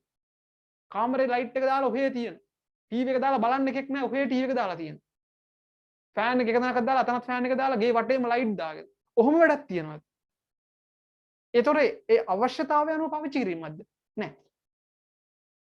ඒතොර ඒ සඳහා අර වැය වෙන අපත යන විදුලිය නිපදවන්න කොච්චර විදුලි බලාගාරවල වැඩියෙන් ඉන්ධන දහනය කරන්න වෙනවද? එක ගෙදරක එහෙම වෙනකොට සමස්ත සමාජ පද්ධතියකම ඔය වගේ ක්‍රියාවලියක් වුණොත් කොච්චරනම් විදුලිය නිකරුණේ අපත යනවද? ඒ සඳහා කොච්චරනම් නිකරුණේ අර ඉන්ධන දහනය කරනවද? ඒ සඳහා නිකරුණේ කොච්චර පරිසර දූෂණයක් සිද්ධ වෙනවද? අපි මේ කරුණු ඔයාලගෙන් බලාපොරොත්තු වෙනවා. ඒකින්ද මේකයි මම කිව්වේ අර මේ ගණන් හදන කොටස් වගේම ප්‍රධාන වශයෙන් ඔයාලගෙන් මෙන්න මේ විෂය කරුණු වල අවබෝධයක් බලාපොරොත්තු වෙනවා. ඒතර මෙන්න මේ වගේ තැන් වලින් ගැටලු අහන්න තියෙන සම්භාවිතාව ගොඩක් වැඩි. ඇයි? මේ සමාජ දැනුම ඔයාලගෙන් පරීක්ෂා කරන්න අවශ්‍ය නිසා. විෂය කරුණු විදියක් නෙවෙයි මෙන්න මේ සමාජ දැනුම මෙන්න මේ අවශ්‍යතාවය. ඇයි අපි විදුලිය අර පිරිවැස්සෙන් පාවිච්චි කරන්න ඕන? මොනවද අපි සඳහා කරන්න ඕන? ඒ සඳහා මොනවද අපි අනුගමනය කරන්න ඕන? අන්නේ කණු ළමයි දැන සිටිනවද නැද්ද කියන එක ළමයි දැන සිටින්න ඕන කියන අවශ්‍යතාවය නිසා මෙන්න මේ වගේ විෂය කරුණු ගොඩක් ඔයාලගේ විභාගෙදී පරීක්ෂා කරන්න වැඩි. ඒකට හේතුව දැන් මම ඔයාලට පැහැදිලි කරා. හරිද? අපි යමුද මේකට? විද්‍යුත් උපකරණ කාර්යක්ෂමතාව හා බලශක්ති සංරක්ෂණය. ආලෝක ලබා ගැනීම සඳහා සූත්‍රිකා බල්බ, ප්‍රදීපන පහන් බට, සුසංහිත පහන් CFL LED පහන් අපට භාවිත කළ හැකිය. මෙහිදී වඩා කාර්යක්ෂම ලෙස ආලෝකය ලබා ගත හැකි උපකරණ තෝරා ගැනීම බලශක්තිය ඉතිරි කර ගැනීමට උදව් වේ. ක්ෂමතාව හා ආයු කාලය අනුව ආලෝකය ලබා ගැනීමට LED බල්බ භාවිත කිරීම ඉතා වාසිදායක බව පෙනේ. බල්බ මිලදී ගැනීමට කල යුතු මූලික වියදම වැඩි නිසා ලංකාවේ LED බල්බ භාවිතය සීමා වී ඇත. පුතේ අපි දන්නවා ප්‍රධාන වශයෙන් සූත්‍රිකා බල්බ සහ CFL සහ LED බල්බ භාවිත වෙනවා ප්‍රබලව. දැන් ඇත්තරම අපේ සමාජයේ සූත්‍රිකා බල්බ ප්‍රමාණය අඩුයි. හැබැයි තවමත් සමහර ගෙවල්වල සූත්‍රිකා බල්බ පාවිච්චි වෙනවා. ඇයි සූත්‍රිකා බල්බ පාවිච්චි වෙන හේතුව? මේ සූත්‍රිකා බල්බ වල තියෙන මිලේ අඩුකම සහ අර කියන CFL සහ අර කියන LED කියන බල්බ වල මිලේ වැඩිකම. හරිද? මොකද්ද වෙන්නේ? අපි දන්නවා පුතේ සූත්‍රිකා බල්බයක සූත්‍රිකා බල්බයක් ගත්තොත් අපි මේ සූත්‍රිකාව මේ සූත්‍රිකාව හරහා විදුලිය ගිහිල්ලා ටන්ස්ටන් ලෝහයෙන් හදලා තියෙන්නේ. මේ ටන්ස්ටන් කියන්නේ අධික ප්‍රතිරෝධයක් තියෙන ලෝහයක්. ප්‍රතිරෝධය වැඩි. විදුලි ධාරාව යනකොට ගැටීම් වැඩි. ගැටීම් වැඩි හින්දා මේ කම්බිය රත් වෙනවා. රක්ත තප්ත වෙනවා. රතු පාට වෙනවා. ඒ තුල ආලෝකය නිකුත් වෙනවා. මේක ඇතුළේ වැඩිලාවත් ඔක්සිජන් වායුව තිබුණොත් මේක පිච්චිලා යනවා. ඒකද මේක ඇතුළේ ඔක්සිජන් වායුව නැහැ. හරිද? එතකොට ඒ තුලින් තමයි ආලෝකය නිපද වෙන්නේ. ආයිත් මතක් කරනවද? ආයිත් චුටමයි කියන්නේද? මේක හරහා කරන්ට් එක ගිහිල්ලා මේක රත් වෙලා රත් වෙච්ච අඟුරකින් අර ආලෝකය නිකුත් වෙන විදිය තියෙන්නේ. ඒ විදියට තමයි ආලෝකය නිකුත් වෙන්නේ. එතකොට මම ඔයාලට කිව්ව මතකද? එතකොට මේ බල්බේ රත් වීම කොහොමද? රත් වීම ඉතාමත් වැඩි. ඇයි දෙයනේ මේක රත් වෙලා ඒ තුල ප්‍රතිරෝධය වැඩි වෙලා ප්‍රතිරෝධය තුලින් රක්ත තප්ත වීමෙන් ආලෝක නිකුත් කිරීමක් වෙන්නේ. ඒතර රත් වෙලානේ ආලෝක නිකුත් වෙන්නේ. එතකොට ඔයාලා හිතන්න අපිට මේ බල්බ් එකෙන් ඕන රස්නයද නැත්නම් තාපයද ආලෝකයේද? ආලෝකය.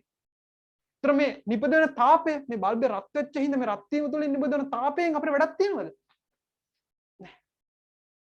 ඒතර තාපය විදිහට නිපදවන ශක්තිය ප්‍රයෝජනවත්ද අපිට? නැහැ. ඒතර සෑහෙන ප්‍රමාණයක් ආලෝකය එනවා තමයි. හැබැයි සෑහෙන ශක්ති ප්‍රමාණයක් තාපය විදිහට අපත යනවා. ඒතර මේ බල්බ පාවිච්චි කරනවා කියන්නේ විශාල නාස්තියක්. ඊට සාපේක්ෂව ඒකයි CFL බල්බ සහ නැත්නම් LED බල්බ ඉතාමත් කාර්යක්ෂමයි. පොඩි මුදලක් වැය වෙන්න පුළුවන්. හැබැයි ඒක පොඩි මුදලක් වැඩි වෙන්න පුළුවන්. ඒ පොඩි මුදල වැඩි වෙන පොඩි මුදල සමස්තයක් විදිහට ගත්තොත් අපේ රට අපිට ඒක ආයෝජනයක්.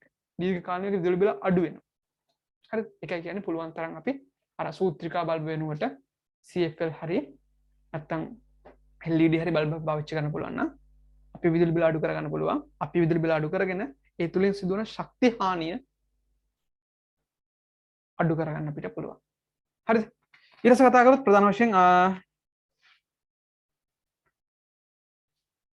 කැතෝඩ කිරණවල CRT භාවිත කරන පැරණි රූපවාහිනී වලට වඩා LED තිරය සහිත රූපවාහිනී බලශක්ති පරිභෝජනය අඩුය. LCD තිරය සහිත LED මගින් ආලෝකවත් කරන අතර ඉතා අඩු ක්ෂමතාවයක් ඇති රූපවාහිනී යන්ත්‍රවල LED රූපවාහිනී යන්ත්‍රවල වෙළඳපොලේ හඳුන්වනු ලැබේ. මෙලෙස විදුලිය භාවිත කරන ආහාර පිසමන් LED යන දෙන ප්‍රධාන වශයෙන් ගෙවල් වල පාවිච්චි වෙනවා. අපි දන්නවා ගෙවල් වල තියෙන්නේ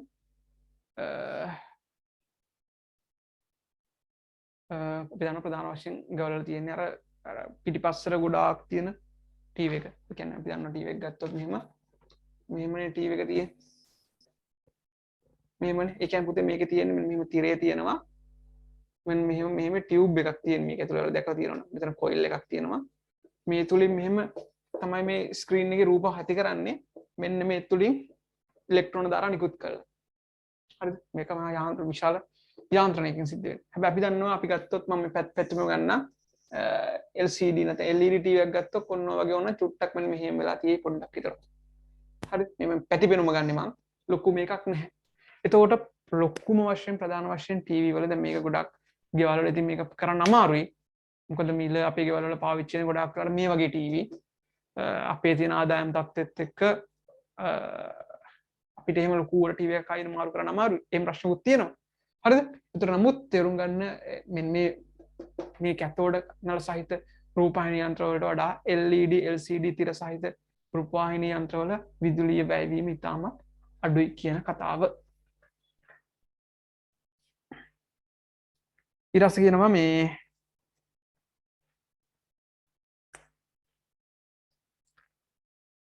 ආහාර පිළිසඳා භාවිත වන ඉන්ධන වල තාපය අපත යාම නිසා කාර්යක්ෂමතාව අඩු වේ. තාපන දඟට භාවිත වන පැරණි උඳුන් කාර්යක්ෂමතාව අඩු වේ. ජලය රත් කිරීම වැනි කටයුත්ත සඳහා ඊටාම කාර්යක්ෂම වනුයේ ගිල්ලුම් තාපයයි. එහි තාපන දඟරේ උපදින මුළු තාපයම ලැබීමට හේතුව දැන් අපි දන්නවා දැන් හොට් ප්ලේට් වල එහෙම මේ දැන් හොට් ප්ලේට් එක එහෙම තිබුණාට පස්සේ පුතේ මෙහෙම දඟර යන තියෙන භාජනයේ තියෙන මෙහෙම උඩින්. ඒතර මේ දැන් අර තාපෙන් නිපදවන දඟරේ සහ භාජනය අතර ලොකු දුර වෙනසක් තියෙනවා. ඒ තුලින් අර තාපය පිටතට ගලාගෙන යනවා. ඒකින්ද තාපය ලොකුවට හානි වෙනවා.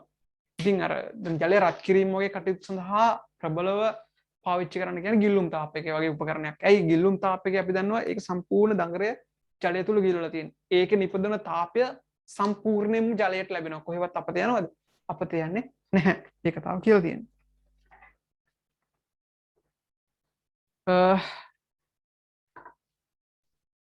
ඊට පස්සේ හොට් ප්ලේට්ස් නැත්නම් තාපන පළක සහිත උඳුන් තාප හානිය අඩු වීම නිසා වඩා කාර්යක්ෂම වේ. ශුද්ධ තරංග උඳුන් මයික්‍රෝවේව් oven සෑම ආහාර පිසීමක් සඳහාම භාවිතය අසුරුවද තාපය නිපදවන්නේ ආහාරය තුළ මෙහි නිතා කාර්යක්ෂම වේ. මේට අමතරව වැඩි කාර්යක්ෂම සහිත උත්ප්‍රේරක ඉන්ඩක්ෂන් කුකර් දැනට වැල් දෙපොලේ භාවිතය ඇත. මෙහිදී උඳුනින් නිපදවන විචල්්‍ය විද්‍යුත් චුම්බක ක්ෂේත්‍රයක් මගින් බඳුනේ පතුල මත පමණක් ස්ථාපය ජනිත වෙන ඉන්ඩක්ෂන් කුකර් කියන එක පාවිච්චි කරන පුතේ ඔයාලා දැකලා තියෙන ටීවී එකේ ඇඩ්වර්ටයිස්මන්ට් වල ඒකේ තියෙන මෙහෙම ප්ලේට් එකක් තියෙන මොකක්වත් බලා ගන්න නැහැ උඩට. හරිද? මෙහෙම රවුමක් පෙන්නලා තියෙනවා මෙහෙම. හරිද? ඉන්ඩක්ෂන් කුකර් ගැන මේ කියන්නේ. ඒතර මේකේ අපි මොන හරි භාජනයක් තියෙනවා නම් මේ දැන් බඳුනක් තියෙනවා උඩ පෙනුම ගන්නම් මෙහෙම. මෙහෙම භාජනයක් මේ උඩින් අපි තියුවොත් ඒ භාජනයේ පතුල ටික විතරක් ගාන්ට හිට් වෙනවා. ගින්දරක් එළියට එන්නේ නැහැ. අර මේ කරන්ට් එකෙන් වැඩ කරන්නේ විදුලි බලයෙන් ඉන්ඩක්ෂන් කුකර්. ඒතර මෙන්න මේ වගේ සාමාන්‍ය හොට් ප්ලේට් වලට වඩා මේ වගේ ඉන්ඩක්ෂන් කුකර් කියන්නේ මේ නවීන තාක්ෂණයෙන් යුතු උපකරණ පාවිච්චි කරන මේ වාසිය වෙන්නේ මේ වගේ විදුලි අපත යාම ගොඩාක් අඩු කරලා පුළුවන් තරම් කාර්යක්ෂම විදියට ඒවා නිෂ්පාදනය කරලා තියෙනවා. එසේම සීලිං විදුලි පංකා අනිත් එක අපි දන්නවා ප්‍රධාන වශයෙන් පුතේ දැන් ලොකුවට සීලිං විදුලි පංකාවක් කියන්නේ විශාල වශයෙන් විදුලි නාස්තියක් අර සාමාන්‍යයෙන් තියෙන බිම තියෙන ටේබල් ෆෑන් වලට වඩා. දැන් උදාහරණයක් දෙනවා ටේබල් ෆෑන් එක තියෙන වෝල් ෆෑන් වලට. ඒක දැන් ගෙදරක පුළුවන් තරම් අපි දැන් අතර මේක වෙනවා ගෙවල් වල ගොඩක් වෙලාවට මේ උඩ හයි කරන සීලිං ෆෑන් හයි කරන්නේ නැහැ. සීලිං ෆෑන් වලට වැඩිය හයි කරන්නේ වෝල් ෆෑන්ස්. ඒ කියන්නේ දැන් ටේබල් ෆෑන් තමයි පාවිච්චි කරන්නේ. ඒතර ඒ වගේ විදුලි නාස්තිය ගොඩාක් අරට වඩා අඩුයි. මොකද අපි දන්නවා අර සීලින් ෆෑන් එකක ලොකු කොයිල් එකක් සහිත ලොකු ප්‍රතිකරකවීමක් සිද්ධ වෙන්නේ. ඊට සාපේක්ෂව ටේබල් ෆෑන් එකක තියෙන ලොකු ජවයක් අවශ්‍ය නැහැ අර ප්‍රතිකරකව ගන්න. හරිද? ඒකින්ද සාපේක්ෂව ගොඩාක් විදුලි නාස්තිය අඩුයි. දැන් ගෙදරක වුණත් ඔයාලා පුළුවන් තරම් කරන්න ඕනේ. එතකොට අර සීලින් ෆෑන් එකක් දාන් ඉන්නවට වඩා අපිට පුළුවන් නම් අර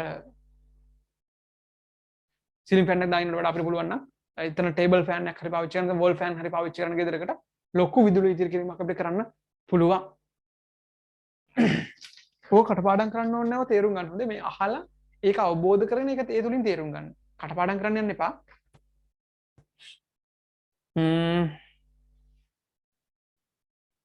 හැකි සෑම විටම අඩු බල ශක්තිය පරිභෝජනය කරමින් වඩා කාර්යක්ෂම අවශ්‍ය කාර්ය ඉටු කර ගැනීම සුදුසු වේ. සුදු උපකරණ භාවිත කිරීම අනාගත බල ශක්තිය අර්බුදය අඩු කර ගැනීම සඳහා උදව් වේ. යම් විදුලි උපකරණයකට සැපෙන විද්‍යුත් ශක්තියෙන් 40%ක් තාපය ලෙස අපත යන්නේ යයි සිතන්න. එවිට අදාළ කාර්ය සඳහා වැය වෙන්නේ 60%කි. එනම් විදුලි උපකරණයේ කාර්යක්ෂමතාව 60%යි. අප උත්සුක විය යුත්තේ තාපය ලබා ගන්න අවස්ථාවේදී හැර විදුලිය තාපය ලෙස අපතේ යාම හකිතයක් අවම කරගැනීමෙන් උප්පරිම ලෙස සැපෙන විදුලියෙන් කාර්ය කර ගැනීමටය. රෙදි බැඳීම සඳහා විදුලි ස්ත්‍රික්කය භාවිත කිරීමෙන් සතියකට අවශ්‍ය රෙදි එකවර මැද ගැනීමෙන් ස්ත්‍රික්කයේ මූලික රත් කිරීමට යන විදුලිය ඉතිරි වේ. නිවසේ ඇති විදුලි පහන් අනවශ්‍ය විට නිවා දැමීම යුතුය. එසේම ආලෝකය අවශ්‍ය ප්‍රමාණයට ලබා දෙන්න වැඩි කාර්යක්ෂමතාවයේදී LED CFL බල්බ් පාවිච්චි කරන්න ඕනේ. ඒ කියන්නේ ප්‍රධාන වශයෙන් කියන්නේ මේ විදුලිය පරිභෝජනය සඳහා අපි කාර්යක්ෂම විදුලි පරිභෝජනයක් සඳහා අනුගමනය කරගන්න ඕන ක්‍රියාමාර්ගයක් ආයතර සාරාංශ වශයෙන් ඉදිරිපත් කරලා තියෙනවා. ඒදී කියන ප්‍රධාන වශයෙන් වැඩි විදුලියක් ලබා දෙන්න CFL බල්බ LED බල්බ පාවිච්චි කරන්න සාරාංශයක් ඉදිරිපත් කරොත් නැත්නම් ටීවී ගැන කිව්වොත් පුළුවන් තරම් අපි මිලදී ගැනීමේදී අනාගතයේ හරියන්න ඕන අර LCD LED වගේ ටීවී වලට ෆෑන් ගත්තොත් ප්‍රධාන වශයෙන් සීලින් ෆෑන් වලට වැඩිය ටේබල් ෆෑන් වෝල් ෆෑන් වල විදුලි පරිභෝජනය ගොඩක්ම අඩුයි. ඒ වගේම රෙදි මැද ගැනීමේදී අනවශ්‍ය විදුලි පහන් නිවා දාන්න ඕන. ඒ වගේම රෙදි මැද ගැනීමේදී අපි දන්නවා අයන් එක කිහිප වරක් ගහනවා කියන්නේ අයන් එක රත් වෙන්න ඕනනේ. අයන් එක දැන් රත් වෙච්ච එක රස්නේ තියාගන්න විදුලිය දෙන එක වෙනම කතාවක්. හැබැයි අයන් එක අපි දැන් 10 සැරයක් ගහනවා කියන අයන් එක 10 සැරයක් රත් කරගන්න විදුලිය වැය වෙනවා. ඒකයි කියන්නේ පුළුවන් තරම් එකවර අපේ රෙදි ටික මැද ගන්න අපේ කාර්ය බහුල වීමත් එක පුළුවන් තරම් අපි උත්සාහ කරන්නේ අර එවලට අයන් එක ගහලා රෙදි මැද ගන්න. හැබැයි අපිට පුළුවන් නම් එක සැරේට අපේ රෙදි ටික මැද ගන්න අපිට දුම් පහක් තියෙනවා නම් දුම් පහම එකවර අයන් කරලා වෙනම නව අරන් තියාගන්න. ඒ සඳහා වැය වෙන විදුලිය අපිට විශාල ප්‍රමාණයක් ඉතිරි කරගන්න පුළුවන්.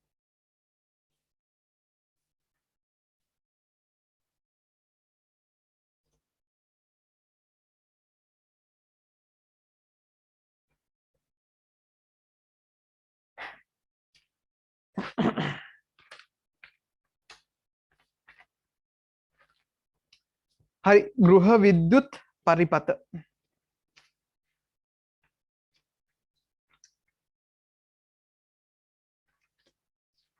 පාඩමේ තියරි පාර්ට් එකක් යන්නේ මෙතනට සම්පූර්ණ ගෘහ විද්‍යුත් පරිපත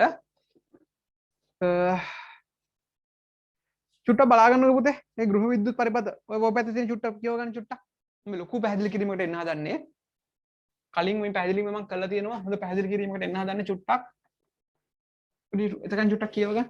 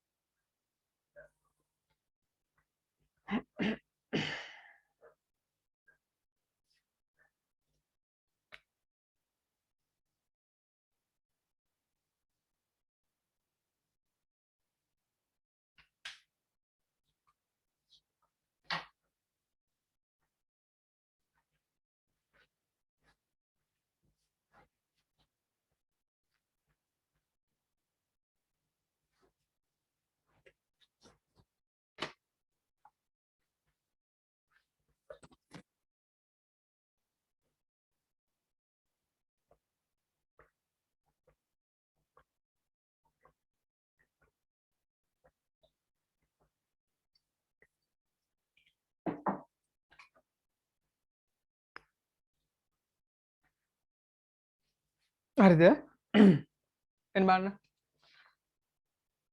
බලන්න කොහොමද කියලා තියෙන එක නිවසේ ඇති විදුලි උපකරණ ක්‍රියාත්මක කිරීමට අවශ්‍ය විදුලි ලබා ගන්නේ ජාතික විදුලි ජල ජාලයෙනි. විදුලි බලාගාර වලින් ජනනය කරන විදුලිය ශක්ති අධිකර පරිණාමක මගින්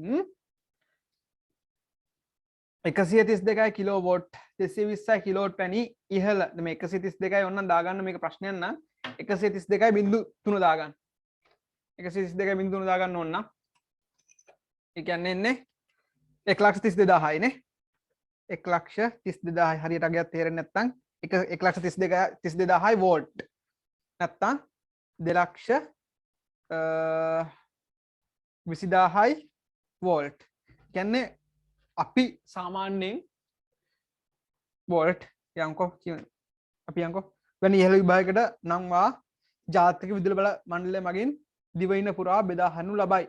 ජාතික උපපොළ හෙවත් උපපොළ බෙදා හැරීමේදී මධ්‍යස්ථානවලදී එය නැවත 33 kV ඒ කියන්නේ කිලෝවොට් ඒ කියන්නේ අපි වෝල්ට් වලින් ගත්තොත් 33000යි වෝල්ට් ඔය 33000 හොඳට පුරුදු වෙති ඔයාලට 33000යි වෝල්ට් හෝ 11යි කිලෝවොට් ඒ කියන්නේ 11000යි වෝල්ට් දක්වා විභවය අඩු කොට අවසානයේදී නිවසට 230යි වෝල්ට් බලන්න චුට්ටක් කොච්චර අඩු වීමද කියලා විභවයෙන් සපයනු ලැබේ. මේ ප්‍රත්‍යාවර්ත විදුලියක් වන අතර එහි සංඛ්‍යාතය 50යි ප්‍රත්‍යාවර්තයි මතකද දිශාව මාරු වෙනවා. සපයනු ලබන්නේ සජීවී සහ අන්න බලන්න සජීවී සහ උදාසීන රැහැන් ලෙසින් හැඳින්වෙන රැහැන් දෙකක් සහිත සේවා රැහැනක් මගිනි. මෙම රැහැන් දෙක හරහා ලැබෙන විද්‍යුත් ධාරාව නිවස තුල පරිපථය සඳහා අවශ්‍ය උපකරණ වලට සැපේ. මම එන්නම් කතාවට. අස්සන කතාවක් අහගන්න මේ ගොඩක් වැදගත්. හරි. පුතේ මතකද මං පටන් ගන්නකොටම කිව්ව පාඩම අපේ ප්‍රධාන වශයෙන් විදුලි උපකරණ වල සඳහන් කරලා තියෙනවා 220යි වෝල්ට් නැත්නම් 230යි වෝල්ට් කියලා. අගයක් ගහලා තියෙනවා කියලා. හැබැයි මම ඔයාලට කිව්ව මතකද සමහර දියුණු රටවල මෙච්චර විභවාන්තරය වැඩි නැහැ 110යි වෝල්ට් නැත්නම් ඔය වගේ අඩු වගේක්. ඒකට මම හේතුව මම ඔයාලට පස්සේ පැහැදිලි කරන්නම් කියලා ඒ වෙලාවේ කිව්වා. හරිද? මම මේ කාරණාව කියන්නම්. අපේ විදුලි බල ජාලය මේ කියලා තියෙනවා විදුලි බල ජාලයේ නිපදවන විදුලිය අධිකර පරිණාමක සහ අවකර පරිණාමක කියලා දෙකක් තියෙනවා. විදුලි ධාරාව නැත්නම් විභවාන්තරය නිපදවන ප්‍රමාණයට වඩා වැඩි කරනවා නම් ඒවා අධිකර පරිණාමක. හරිද? ඒ නිපදවන විදුලි ප්‍රමාණය අඩු කරනවා නම් ඒවට කියනවා අවකර පරිණාමක. ඒ කියන්නේ සමහර දැන් හිතන්නකෝ දැන් මෙතන කියන්නේ බලන්න පටන් ගන්නකොටම කියනවා ඒ නිපදවන විදුලිය 1,32,000යි නැත්නම් 2,20,000යි විභවාන්තරයක් දක්වා අධිකර පරිණාමක මගින් වැඩි කරනවා කියලා. හරිද? එහෙම වැඩි කළා තමයි මේක බෙදා හරින්නේ. ඒකට හේතුව තමයි ඒ විදුලිය නිපදවන තැන්වල ඉඳලා විශාල දුරකට විදුලිය ගමන් කරවන්න සිද්ධ වෙනවා. අපි දන්නවා විභවාන්තරය කියන එක පුතේ. විභවාන්තරය කියන්නේ 220යි වෝල්ට් කියන එකේ තේරුම මොකද්ද? අපි 230යි වෝල්ට් කිව්වොත් ඒකේ තේරුම මොකද්ද? 230යි වෝල්ට් කියන එකේ තේරුම තමයි පුතේ එකක බිඳුවයි එකක 230යි. ඒතර මේ ලොකු බැස්මක් තියෙනවා. අපි දන්නවා අපි ජල පාරක් අරන් යන්න ගියොත් වතුර පාරක් අරන් යන්න ගියොත් සාමාන්‍ය බෑවුමක් තිබුණොත් පොඩි දුරකට විතරයි අරන් යන්න පුළුවන්. අපිට ලොකු දුරකට වතුර පාරක් අරන් යන්න ඕන නම් අපි වැඩි බෑවුමක් හදා ගන්නව නේද? ලොකු බෑවුමක් හදා ගන්නව නේද? හරිද? එතකොට මේ අපේ විදුලි බලය මේ 2,20,000යි 1,30,000යි තරම් ලොකු ප්‍රමාණයකට පරිණාමය කරන්න හේතුව තමයි විදුලිය නිපදවන තැන් ඉඳලා ලොකු විශාල ප්‍රදේශයකට ගමන් කරවන්න ඕන. ඒකින්ද ඒක ගමන් කරවන්නේ ලොකු විභවාන්තරයක් යටතේ. අර මං ඔයාලට උදාහරණයක් ගත්ත විදිහට ලොකු දුරකට වතුර අරන් යන්න ඕන නම් අපි ලොකු බෑවුමක් හදා ගන්නවනේ. චූටි බෑවුමකින් අපිට ලොකු දුරකට අරන් යන්න පුළුවන්ද? බැහැ. ඒතර ලොකු බෑවුමක් හදාගත්තොත් වතුර පාර අපිට ඉක්මනට අරන් යන්න පුළුවන්. ඒ ක්‍රමය අනුව ඒ ප්‍රායෝගික දේවල්වලට දාගන්න චුට්ටක්. ඒ ක්‍රමය අනුව මේ විදුලිය ලොකු ප්‍රමාණයකට ලොකු දුරකට යවන්න ඕන හින්දා ජාතික විදුලි බල පද්ධතියේ තියෙන විදුලිය අධිකර පරිණාමක මගින් මේ 1,32,000යි නැත්නම් 2,20,000යි තරම් ලොකු විභවයකට වැඩි කරගන්නවා ඉස්සෙල්ලා. හරිද? මේ ලොකු විභවයකට වැඩි කරගෙන ඒක ඊට පස්සේ තමයි ඔන්න බෙදා හරින්න පටන් ගන්න. හරි ඒක බෙදා හරින්න ආවට පස්සේ ප්‍රධාන වශයෙන් ඒක අඩවසානේ පත් වෙනවා බලන්නකෝ මෙතන කියනවා 33000යි නැත්තම් 11000 වෝල්ට් දක්වා එනවා. ඒ කියන්නේ ප්‍රධාන වශයෙන් අපි ගත්තොත් අපි දැන් තිස්ස මහරාම බෙදා හරීම මධ්‍යස්ථානය කියලා හිතන්නකෝ. දැන් ඔය තිස්ස මහරාමට එන විදුලිය මේ තිස්ස මහරාමට අවට එන විදුලියක්ද? නැත්නම් අපි ගොත් තිස්ස මහරාම නැත්නම් අපේ ප්‍රදේශය ගත්තොත් අපේ ප්‍රදේශයේ මේ ප්‍රදේශයට නිපදවන විදුලියක්ද අපිට එන්නේ? නැහැ. ඒක කොහේ හරි දුර විදුලි බලාගාර තියෙන පැත්තක නිපදවලා ඒක ජාතික විදුලි බල පද්ධතියට එකතු කරලා එතනින් එන විදුලියක් එන්නේ. ඒතොර ඔය හරියට එනකොට නැත්නම් අපේ මේ ප්‍රදේශයේ බෙදා හැරීමේ මධ්‍යස්ථානයට එනකොට ඒක ආසන්න වශයෙන් නැවත අර 1,32,000 නැත්නම් 2,20,000 තරම් ආපු විදුලිය නැවත අවකර පරිණාමයක් මගින් අඩු කරගන්නවා 33,000ට නැත්නම් 11,000ට. හරිද? මොකද එච්චර ලොකු විභවාන්තරයක් ගෙදරකට දෙන්න අවශ්‍ය නැහැ නේ. දැන් බෙදා හරගෙන ආවා. ඊට පස්සේ එච්චර ලොකු විභවාන්තරයක් ගෙදරකට දෙන්න අවශ්‍ය නැති හින්දා අඩු කරගන්නවා. එතකොට සාමාන්‍යයෙන් ඔයාලට පළපුරුදුයි 33,000 කියන එක. ඔයාලා දැකලා ඇති සාමාන්‍ය විදුලි රැහැන් නෙවෙයි. පුතේ සාමාන්‍ය විදුලි රැහැන් මෙන්න මේ වගේ ඒවා නෙවෙයි. දැන් සාමාන්‍ය අපි දන්නවා 4ක් යන ඒවා තියෙනවා 3ක් යනවා තියෙනවා. ඔහොම නෙවෙයි. මේ විදිහට තිරස්ව තියෙන විදියට තියෙනවා. දැන් මම උදාහරණයක් මේ ඇඳලා තියෙන්නේ මෙන්න මේක. ඒ කියන්නේ මේ තිරස්ව යන විදුලි රැහැන්. ඒ කියන්නේ ට්‍රාන්ස්ෆෝමරයක් ගත්තොත් ට්‍රාන්ස්ෆෝමරයකට කරන්ට් එක දෙනව දැකලා ඇති ඔයාලා. විදුලිය සපයන ඒවා. බලන්න චුට්ටක් ට්‍රාන්ස්ෆෝමරයක් දැක්කොත් චුට්ටක් නවත්තලා බලන්න ඔහේ යන්නේ නැතුව පොඩ්ඩක් ට්‍රාන්ස්ෆෝමරයක් දැක්කොත් චුට්ටක් නැවතිලා බලන්න මොකද්ද ළඟට යන්නේ නැතුව තුරින් ඉඳන් බලන්න මොකද්ද වෙලා තියෙන්නේ කියලා. ඒක පිටින් පේන ටික ළඟට ගිහලා යන්නේ නැතුව. හරිද? මොකද්ද වෙන්නේ පුතේ? මේ ට්‍රාන්ස්ෆෝමරයක එන විදුලිය ගත්තොත් මෙහෙම කරන්නේ ප්‍රධාන වශයෙන් ඒ විදුලිය ඒ ට්‍රාන්ස්ෆෝමරය යන විදුලිය මේක යන්නේ ප්‍රධාන වශයෙන් එක්ක 33000යි වෝල්ට් යන්නේ. මේ 33000යි වෝල්ට් යන එකෙන් ගන්නවා මේකෙන් ගන්නවා මේ ට්‍රාන්ස්ෆෝමරයට ගන්නවා. පොඩි ප්‍රශ්නයක් එයි ඔයාලට. හරිද? මේ 33000 ගද්දී ට්‍රාන්ස්ෆෝමරයට අරගෙන හරිද? මේ ට්‍රාන්ස්ෆෝමරය කියලා හිතන්නකෝ.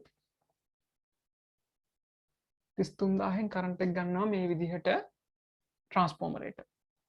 සාමාන්‍ය 33000 කියන්නේ අර මම ඔයාලට කියපු විදිහට ජාතික විදුලි බල පද්ධතියෙන් 1,32,000 නැත්නම් 2,22,000 වගේ ලොකු විදුලි ප්‍රමාණයක් ඇවිල්ලා ඒව නැවත අවකර පරිණාම වගේ 33,000ට අඩු කරගෙන ඒ 33,000 කියන විභවාන්තරයෙන් තමයි අපි ගන්නෙ ට්‍රාන්ස්ෆෝමර් එකට.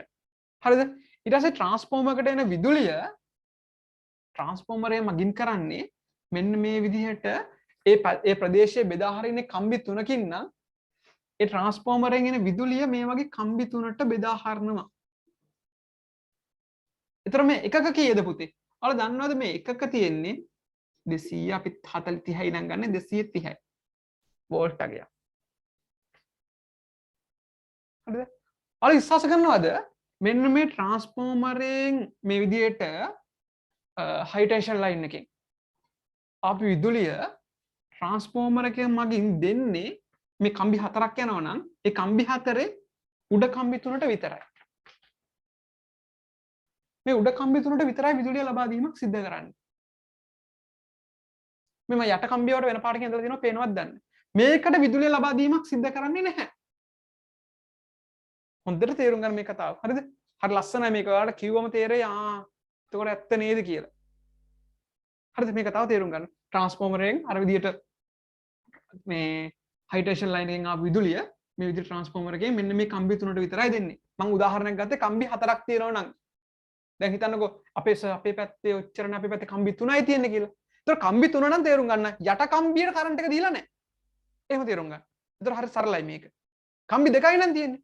එහෙනම් යට කම්බි දෙකයි නම් තියෙන්නේ අපේ පැත්තේ ගිහපු කරන්ට් ලයින් එක යට කම්බියට කරන්ට් එක දීලා නැහැ. හැම වෙලෙම යට කම්බියට කරන්ට් එක දෙන්නේ නැහැ. ඊට උඩ තියෙන ටිකට තමයි දෙන්නේ. 4ක් තියෙනවා නම් උඩ 3ට දෙනවා යට තියෙන එකට දෙන්නේ නැහැ. ඒකට හේතුවම පැහැදිලි කරන්න. හරිද? ඒතර මේ විදිහට කරන්ට් එක දුන්නාට පස්සේ ඔන්න මේ තුනේ කරන්ට් එක දැන් තියෙනවා. සර් ඒ කියන්නේ මේ යට එකේ කරන්ට් එක නැද්ද? කරන්ට් එකක් තියෙන්න පුළුවන්. මේ වගේ උඩ තියෙන කරන්ට් එකක් නෙවෙයි මේකට ගිහිල්ලා එන කරන්ට් එකක්. සර් ගිහිල්ලා එන කරන්ට් එකක් කිව්වේ චුට්ටකින් මම ඒක පැහැදිලි කරන්න. හරිද? මෙන්න මේ කම්බිය තියෙනවනේ යට තියෙන එක. මේක ට්‍රාන්ස්ෆෝමරේ ළඟින් භූගත කරලා තියෙන්නේ. පොළොවට සම්බන්ධ කරලා තියෙන්නේ. මේ කම්බිය ට්‍රාන්ස්ෆෝමර්ලගේ මේ ට්‍රාන්ස්ෆෝමරේට විදුලියට කිසි සම්බන්ධයක් නැහැ මේක. මේක ට්‍රාන්ස්ෆෝමර්ලගෙන් භූගත කරලා තියෙන්නේ. පොළොවට සම්බන්ධ කරලා තියෙන්නේ. හරිද? එතකොට මේ තුනට විතරයි කරන්ට් එක දීලා තියෙන්නේ. දැන් හිතන්න අපි ගෙදරට කරන්ට් එක ගන්නවා කියලා. ඒතර ගෙදරකට කරන්ට් එක ගන්නකොට කරන්නේ විදුලි බල මණ්ඩලයෙන් ඇවිල්ලා කරන්නේ පුතේ එයාලා මෙන්න මේ කම්බි තුන තියෙනවනේ. උඩ තියෙන තුනේ මොන හරි එකයි ගන්න එයාලා. තුනම ගන්න නැහැ. නිවසකට හොඳේ මම මේ කතා කරන්නේ නිවසකට විදුලි සැපීමේදී මීට වඩා වෙනස් සමහර වෙලාවට කර්මාන්තශාලාවකට නැත්තම් අපි දන්නවා ඔය වීමෝල් තියෙන වීමෝල් වලට වගේ කරන්ට් එක දෙනකොට පොඩ්ඩක් මේ ක්‍රමයට වඩා වෙනස් වෙනවා. මම මේ කතා කරන්නේ සාමාන්‍ය නිවසකට විදුලි සැපීමක් ගැන මම මේ කතා කරන්නේ. හරිද? ඒතකොට යාලා කරන්නේ මේ විදිහට මේ තුනක් ඇවිල්ලා තියෙනවා නම් මෙන්න මේ තුනෙන් මොන හරි එකක් ගන්නවා. එක වයර් එකක් ගන්නවා. එක වයර් එකට සම්බන්ධ කරනවා. බලන්න ඔයාලා මේක බලා ගන්න පුළුවන්. හොඳටම බලා ගන්න පුළුවන්. චුට්ටක් ඕනම් බලන්න අදින් පස්සේ හෙට ගිහිල්ලා ගෙදරට කරන්ට් එක ගන්නමු ලයිට් කනෝ ගාවට ගිහිල්ලා බලන්න මේකද වෙලා තියෙන්නේ කියලා. මේ විදිහට එක වයර් එකකින් කරන්ට් එක ගන්නවා. අරගෙන අනිත් වයර් එක තියෙන අර මම කිව්වේ අර යටම තියෙන එක. යට තියෙන වයර් එකට සම්බන්ධ කරනවා. ඒතර ඔයාලා මෙන්න මේ වයර් දෙක තමයි ගන්න ගෙදරට. මෙන්න මේ දෙක. යටම එකට එකක් සම්බන්ධ කරනවා. මේ තුනෙන් මොන හරි එකකට සම්බන්ධ කරන්නේ. සමහරවිට ඔයාලා ගෙදරට සම්බන්ධ කරලා තියෙන මේකෙන් උනාට අල්ලපු ගෙදරට සම්බන්ධ කරලා තියෙන මේකෙන් වෙන්න පුළුවන්. ඒක නේ සමහර වෙලාවට කරන්ට් එක ගියාම අපිට විතරයි කරන්ට් එක ගිහලා තියෙන්නේ එහා ගෙදරට තියෙන. එහෙම වෙන්නේ පුතේ අන්න අර විදියට. ඒ කියන්නේ මෙන්න මේ කරන්ට් එක ගනපු වයර් වල සමහර වෙලාවට මේකේ කරන්ට් එක නැති වෙන්න පුළුවන් මේ දෙකේ තියෙන්න පුළුවන්. එතකොට අර මේකෙන් කරන්ට් එක දීපු අපිට නැහැ අනිත් උඩ වයර් එකෙන් නම් දීලා තියෙන්නේ එහා ගෙදරට තියෙනවා. හරිද? ඒකයි මම කිව්වේ මේ තුනම ගන්න නැහැ තුනෙන් එකක් තමයි ගන්න. මේ තුනෙන් එකක් ගත්තා මෙන්න මේකෙන් එකක් ගත්තා. සෝ ඉතින් ඒකෙන් මොකටද සර් ගන්න? ඒක සර් මෙතන පොළවේ ට්‍රාන්ස්ෆෝමරෙන් පොළොවට සම්බන්ධ කරලානේ තියෙන්නේ. ඉන්නකම කියන එක. හරිද? මෙන්න මේ විදිහට ගත්තා. මම කිව්වා මෙන්න මේ තුනෙන් එකකින් ගත්තා. අර විදිහට අරකින් එකක් ගත්තා. ඔන්න ඒ ගණිපු දෙක ආවා. හරිද? දැන් අපිට පාඩම තියෙන්නේ මෙන්න මේ ගෙදරට ආපු කරන්ට් එක සහ ඒ ගෙදරට ආපු කරන්ට් එක එතනින් එහාට නිවස තුල බෙදා හැරීමට දාලා පැහැදිලි කිරීමක් තමයි පාඩමේ තියෙන්නේ. චුට්ටක් මම ඒක තියෙද්දි මේක පැහැදිලි කරලා ඉන්නම් ඔයාලට. හරිද? ඒක පැහැදිලි කරන්න. එතකොට මෙතනදි කරන්නේ මේ ගෙදරට ආපු කරන්ට් එක හිතන්න ඔය විදිහට මීටරේ හරහා ගිහිල්ලා නැත්තම් අපි ප්‍රධාන වශයෙන් ටිප් ස්විච් එක හරහා ගිහිල්ලා ඔන්න මේ ප්ලග් එකක් ඇඳ ගිහලා හිතන්න මේ ප්ලග් එක පේනු දෙක මං ඇන්දේ හොඳේ. ඔන්න ප්ලග් එක. අන්නේ ප්ලග් එකට එන්නේ එතකොට අපි දන්නවා ප්ලග් එකේ ප්‍රධාන වශයෙන් ප්ලග් එකක් ගහද්දී අපි පේනු දෙකක් තියෙනවානේ. හරිද? ඒ පේනු දෙකෙන් මේ මෙන්න අපි කියන ෆෝන් චාර්ජර් එක ගන්න පේනු දෙක කියලා හිතන්නකෝ. මේ තියෙන පේනු දෙක අර. එතකොට එක වයර් එකක් අර උඩ එක අනිත් එක අනිත් එක. හරිද? එතකොට හිතන්න මම මේකට සම්බන්ධ කරන බල්බ් එකක් කියලා. ඔන්න බල්බ් එක එක වයර් එකක් මේකට සම්බන්ධ කරා. ඔන්න අනිත් වයර් එක අපි දාන ප්ලග් එකට වයර් දෙකම ගහන්න එපා. ඔන්න සම්බන්ධ කරා. ඔන්න බල්බ් එක පත් වෙනවා. දැන් මේක සිද්ධ වෙන විදිහ මම පැහැදිලි කරන්නම් ඔයාලට. කොහොමද මේක සිද්ධ වෙන්නේ කියලා. පුතේ මෙන්න මේ ආපු විදුලිය මම ඔයාලට කිව්වා මෙතනින් ට්‍රාන්ස්ෆෝමරෙන් මෙන්න මේ තුනට විතරයි දෙන්නේ කියලා. මේ විදුලිය හැම වෙලේම බලාගෙන ඉන්නේ පොළවට ගමන් කරන්න. ඇයි? මම ඔයාලට කිව්වා මේ 230යි වෝල්ට් 33000යි වෝල්ට්. ඒ කියන්නේ පුතේ ඒකේ විභවය 33000ක් තියෙනවා. නැත්නම් මෙතන කිව්වා මේකේ විභවය 230ක් තියෙනවා. හරිද? ඒ කියන්නේ යා සාමාන්‍ය මට්ටමේ ඉඳලා 230ක විභවයක් තියෙනවා. එයා පුළුවන් තරම් කැමැත්තෙන් ඉන්නේ බිඳුව කරා ලං වෙන්න. විභවය බිඳුව කරා ලං වෙන්න. හරිද? ඒතර මම මේක සරලව කියනවා නම් මෙන්න මේකේ තියෙන විදුලිය අපි දන්නවා සාමාන්‍යයෙන් පොළවේ විභවය. මහා පොළවේ විභවය පුතේ බිඳුවයි. මහා පොළවේ විභවය බිඳුවයි. ඒතර මොකද්ද මේ කියන්නේ? මහා පොළවේ විභවය බිඳුවයි. මහා පොළවේ විභවයට වැඩිය 230ක් මෙතන වැඩි කියලා මේ කියන්නේ. එතකොට මේ කරන්ට් එක පුළුවන් තරම් බලාගෙන ඉන්නේ විදුලිය පුළුවන් තරම් බලාගෙන ඉන්නේ විභවය බිඳුව කරා යන්න. ඒ කියන්නේ සරලව කිව්වොත් මේ කරන්ට් එක පුළුවන් තරම් බලාගෙන ඉන්නේ පොළවට යන්න. මේ විදුලි බලය පුළුවන් තරම් බලාගෙන ඉන්නේ පොළවට යන්න බලාගෙන ඉන්නේ. හරිද? එතකොට දැන් මෙන්න මේකට ආපු කරන්ට් එක ඔන්න ඔය විදිහට ගෙදරට ගියානේ. ඔන්න ගෙදරට ගියා. එතකොට මෙයාට ඕන පුළුවන් තරම් මේකේ තියෙන කරන්ට් එකට ඕන පුළුවන් තරම් පොළොවට යන්න පාරක් හොයාගන්න. පොළොවට යන්න කියන්නේ විභවය බිඳුව කරා යන්න යාට ඕන. දැනට මේක 230ක් තියෙනවා. හරිද? එතකොට මෙන්න මේ විදිහට ගෙදරට ගත්තේ. එතකොට මේකේ විභවය බිඳුවයිනේ පුතේ. මේකේ පොළොවට සම්බන්ධයි. හරිද? එතකොට මෙන්න මෙතන තිබුණු කරන්ට් එකට පොළොවට යන්න පාරක් පේනවා. ඇයි? මෙහෙම ගිහිල්ලා මෙතෙන්ට ගියා. මෙහෙම ආවා. මේ හරහා මෙහෙම ගියා බල්බ් එක තුලින් ඔහොම ගිහිල්ලා මේ විදියට විදියට ඔහොම ගිහිල්ලා මේ කරන්ට් එකෙන් ඔහොම පිට වුණා. මේ රතු පාට එක දිගේ මෙහෙම ආවා මේක දිගේ මෙහෙම ආවා ඔහොම ගිහිල්ලා අන්න දැක්කද? එයාට පොළොවට යන පාරක් තියෙනවද?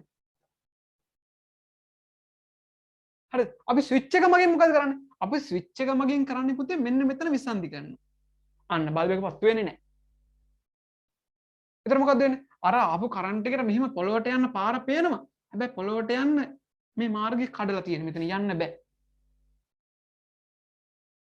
තේරුණාද? ඒතර ස්විච් එක දැම්ම ගමන් වෙන්නේ මෙතන සම්බන්ධයක් හැදෙනවා. සම්බන්ධය හැදුන ගමන් ටක් ගාලා මෙතන තියෙන විදුලිය මෙහෙම ආවා, මේ හරහා ආවා, මේ හරහා ඇවිල්ලා බල්බ් එක හරහා ගිහිල්ලා අන්න අර අනිත් එකට අර ගෙදරට දුන්නේ අනිත් වයර් එක මං කිව්වේ කරන්ට් එක නැහැ කියලා. අන්න ඒ අනිත් වයර් එකට ඇතුල් වුණා. ඒ වයර් එක හරහා ගෙදරින් ගිහිල්ලා ඒ වයර් එක හරහා පිට වෙලා ඔන්න ඔය විදිහට හෝම ඇවිල්ලා අර ඇවිල්ලා මෙන්න මේ විදිහට ට්‍රාන්ස්ෆෝමරේ මං කියන්නේ පොළොවට සම්බන්ධ කරලා දිනනවා කියලා. අන්න ට්‍රාන්ස්ෆෝමරේ ළඟදී ආයෙත් පොළොවට යනවා. තේරුණාද? ඒතර විදුලි බලය බලාගෙන ඉන්නේ පොළොවට යන්න. ඒතර අපි බල්බයක් දාලා මොකද කරලා තියෙන්නේ? අන්න අර විදුලි බලය පොළොවට යන්න බලාගෙන ඉන්න ඕනේ.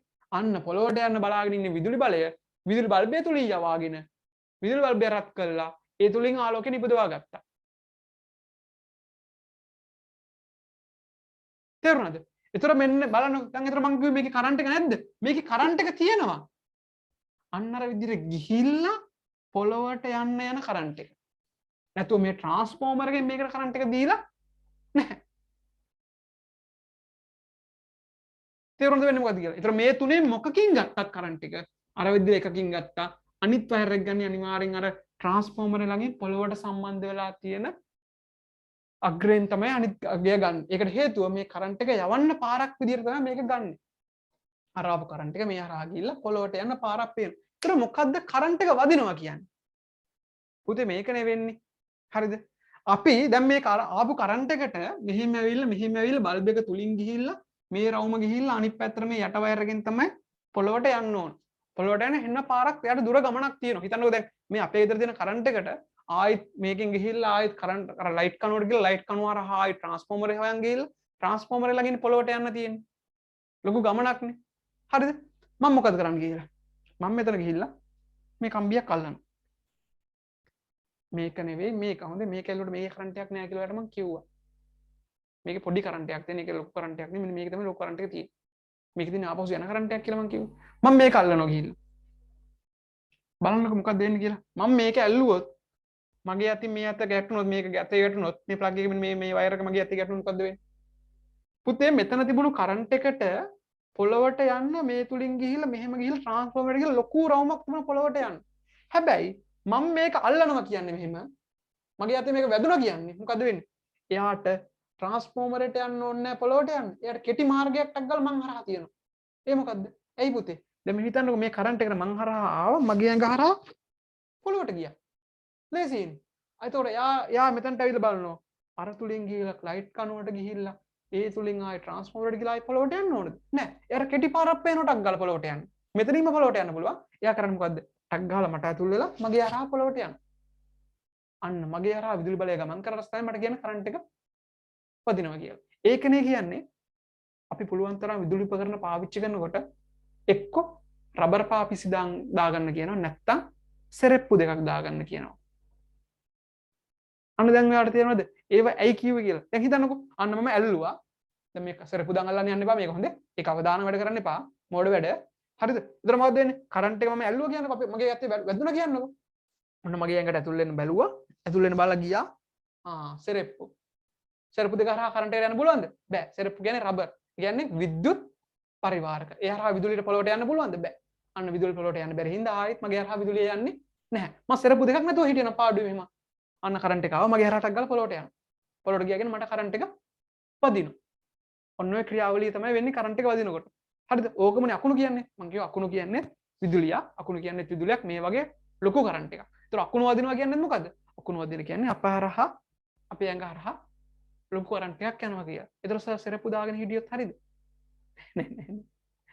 අකුණු ගහදී සෙරප්පු දාගෙන ගියොත් හරිද? නෑ පුතේ. ඒක හරියන්නේ නෑ. මොකද සෙරප්පු කියන්නේ පොඩි දෙයක් අකුණක එන්නේ මේ වගේ ලොකු කරන්ට් මේ වගේ චූටි කරන්ට් එකක් නෙවෙයි විශාල කරන්ට් එකක්. විශාල විදුලියක් එන්නේ ඒකට අර වගේ සෙරප්පු දෙක ප්‍රමාණවත් වෙන්නේ නැහැ. තේරුණාද එතකොට මේ විදුලිය වැඩ කරද්දි පුළුවන් තරම් ඇයි සෙරප්පු දාගෙන ඉන්න කියන්නේ කියලා. දැන් ඒතර අර දාගෙන සෙරප්පු දෙක තෙමුණොත් මොකද්ද වෙන්නේ? මම තෙමිච්ච සෙරප්පු දෙක දාගෙන ඉන්නේ. කරන්ට් එක වදිනවද නැද්ද? වදිනවනේ. ඇයිද? අර අපු කරන්ට් එකට පොළොවට යන්න පුළුවන්ද මගේ හරහා? ඔව් ඇයි වතුර ගෑවිලානේ. යන්න පුළුවන්. ඒතර තේරෙනවද සාමාන්‍ය ගෙදරකට කරන්ට් එක එන්නේ කොහොමද? මොකද්ද වෙන්නේ කියලා? තේරෙනවද? මෙන්න මේ කම්බිය මොකටද තියෙන්නේ කියලා? ඒ කම්බියෙන් මේ හරහා පොළොවට විදුලිය ගමන් කරවන්න තියෙන්නේ. අපිට කරන්ට් එක වදින්න කියලායි දැන් තේරෙනවනේ. එයාට මෙච්චර රවුමක් යන්න ඕනේ නැහැ. මං අතින් අල්ලපු ගමන් අතන මගේ අත මේකේ වැටුණු ගමන් එයා බලනවා. හරිය යන්න ඕනේ නැහැ. මගේ අත හරහාටක් ගාලා පොළොවට යන්න පුළුවන්. මගේ හරහා කරන්ට් එක පොළොවටක් ගාලා යනවා. ඒතර මට කරන්ට් එක වදිනවා. රබර් සරප්පු දාලා හිටියොත් කරන්ට් එකට පොළොවට යන්න බැරි හින්දා අපිට කරන්ට් එක වදින්නේ නැහැ. ඒතර අපි හරහා පොළොවට යන්නේ නැහැ. සාමාන්‍ය විදියට එයයි ආයෙත් යන්නේ. ආයෙ මෙතන කොයි වෙලාවෙ හරි ස්විච් එක ඔන් කරපු වෙලාවක මේ හරහා ගිහිල්ලා බල්බ් එක හරහා ගිහිල්ලා දැන් බල්බ් එක මේ මෙතන මම ගත්තේ බල්බ් එකනේ. බල්බ් එක නෙවෙයි එතන අපි රේඩියෝ එක ටීවී එක මොකක් වුණත් මොන විදුලි උපකරණේ වුණත් අග්‍ර දෙකක් තියෙනවනේ. එක වයර් එකකින් ටීවී එක වැඩ කරන්න බෑනේ. අග්‍ර දෙකකට අපි ගහනවනේ. ඒතර අනිත් වයර් එකකින් වෙන්නේ අනිත් වයරෙන් කරන්ට් එක හෝම පිට වෙලා ලයිට් කන්වර්ටර් ගිහලා ලයිට් කන්වර්ටර් ට්‍රාන්ස්ෆෝමර් හරහා පොළොවට යන එක වෙන්නේ. තේරුණාද? අපි ඒතර නිකරුණේ විදුලි පහන් දාලා තියෙනවනම් මොකද වෙන්නේ? නිකරුණේ විදුලි පහන් දාලා තියෙනවනම් නිකරුණේ මේවයි තියෙන කරන්ට් එක නිකාම් පොළොවට යවනවා. ඒතර අපරාධයක් නෙවෙන්නේ. නේ? අපි ඒක නැවැත්තුණා මොකද වෙන්නේ? ඒතර මේකේ කරන්ට් එක පොළොවට යන්නේ නැහැ. ඒතර පුළුවන් තරම් අර නිපදවපු කරන්ට් එක පොළොවට යවන්නේ නැහැ කියන්නේ ඒක පොළොවට ගියර සායිත් වැඩක් තියෙනවද? නෑ. ඔන්න ඔක තමයි සාමාන්‍ය නිවසක විදුලිය සපයන සිද්ධාන්තය මම ඔයාලට පැහැදිලි කරේ. එතනදී මම කිව්වා ප්‍රධාන වශයෙන් විදුලි බලාගාර වලින් නිපදවන විදුලිය අධිකර පරිණාමක මගින් 1,32,000 2,20,000 වගේ ලොකු විභවාන්තරයකට පත් කරනවා. එහෙම පත් කළා තමයි ලංකාව පුරා බෙදා හරින්නේ. බෙදා හරනකොට ප්‍රධාන වශයෙන් අවසානයේදී අවකර පරිණාමක වලින් දේශීය කියන්නේ ප්‍රදේශීය විදුලි බෙදා හැරීම මධ්‍යස්ථානයට ආවට පස්සේ ඒ ප්‍රදේශයේ විදුලි බෙදා හැරීම මධ්‍යස්ථානයේදී කරන්නේ අර ලොකු වගේ 33000කට වගේ අඩු කරගන්නවා. ඒතර 33000කට වගේ අඩු කරගෙන තමයි ඒ කියන ප්‍රදේශය පුරා බෙදා හරින්නේ. ඊට පස්සේ ඒ බෙදා හැරීමේදී ප්‍රාදේශීය බෙදා හැරීම වලදී කරන්නේ ට්‍රාන්ස්ෆෝමර් එකකින් කරන්නේ. ට්‍රාන්ස්ෆෝමර් එක කියන්නේ මතක තියාගන්න අවකර පරිණාමකයක්. ඒකෙදි කරන්නේ අර 33230ක් දක්වා අඩු කරනවා. අඩු කළා මේ විදිහට ඒක බෙදා හරිනවා. එහිදී කරන්නේ මම කියපු විදිහට එක කම්බියක් වලක් ගන්නවා. යට කම්බිය තියෙන්නේ භූගත කළා. ඒ තියෙන අර විදිහට විදුලිය පොළොවට ගමන් කරවන්න තියෙන මාර්ගයක් විදිහට තමයි මෙන්න මේ කියන කම්බිය අරන් යන්නේ. ඒකයි කියුල් මේක කියලා දෙන්නේ සජීවී කම්බියක් සහ මෙතන කියනවා උදාසීන කම්බියක්. එතකොට නිවසර විදුලිය සැපෙන හැම්බෙලීම මෙන්න ලයිව් එකක් සහ නියුට්‍රල් එකක්. මේ ලයිව් එක කියන්නේ සජීවී රැහැන්. එතකොට මේ පේනවා මේකේ සජීවී රැහැන් තුනක් තියෙනවා. නියුට්‍රල් උදාසීන රැහැනක් තියෙනවා. එතකොට නිවසර හැම වෙලේම විදුලිය සැපීමක් සිදු වෙන්නේ සජීවී එක් රැහැනකින් සහ මේ කතා කරන නියුට්‍රල් එකකින්. උදාසීන රැහැනකින්. විදුලිය සැපයන්නේ ඔය අග්‍ර දෙක පාවිච්චි කරලා. එතකොට ඕක තමයි සාමාන්‍ය විදිහට නිවසකට විදුලිය සැපේන විදිය සහ ඒ විදුලිය කොහොමද ඒ විදුලි උපකරණයකින් ගලාගෙන යන්නේ කොහොමද ඒක පාවිච්චි වෙදී නැවත ට්‍රාන්ස්ෆෝමර් හරහා භූගත වෙන්නේ ඔය අතරමැද ක්‍රියාවලියේදී අපි ගිහිල්ලා ඔය සජීවී රැහැන ඇල්ලුවොත් මොකද වෙන්නේ අපි හරහා පොළොවට විදුලි බලය ගිහිල්ලා අපිට විදුලිය නැත්නම් කරන්ට් එක වදිනවා ඔය කියන පැහැදිලි කිරීම සිදු කරේ හරිනේ අපිට ඉස්සරහට යන්න පුළුවන් ලබන සතියෙන් ඉතුරු ටික කතා කරමු අපි ගෘහ විද්‍යුත් පරිපථයක උපාංග ටික තියෙනවා අපිට ලබන සතියේ මේ ටික කතා කරමු ලබන සතියේ මේ ටික උට්ටේ ඉවර කරමු හරිද සමහරවිට අපිට බලන්න ලබන මාසෙ විතර පන්ති පටන් ගන්න පුළුවන් වෙයි ගොඩක් දුරට බලමු අපිට ලොකු කාලයක් නැහැ අපි ඉන්නේ අපි දැන් 10 වෙනි පාඩමේ 11 වෙනි පාඩමේ ටියුට් එකක් තියෙනවා 11 වෙනි පාඩම ලබන සතියේ මේක කරලා මේ මාසෙන් පටන් ගමු 11 ටියුට් එකක් හරිද එහෙනම් වැඩ ටික කරන්න නා හැමෝටම ආයුබෝවන් බුත් සරණයි ආයුබෝවන්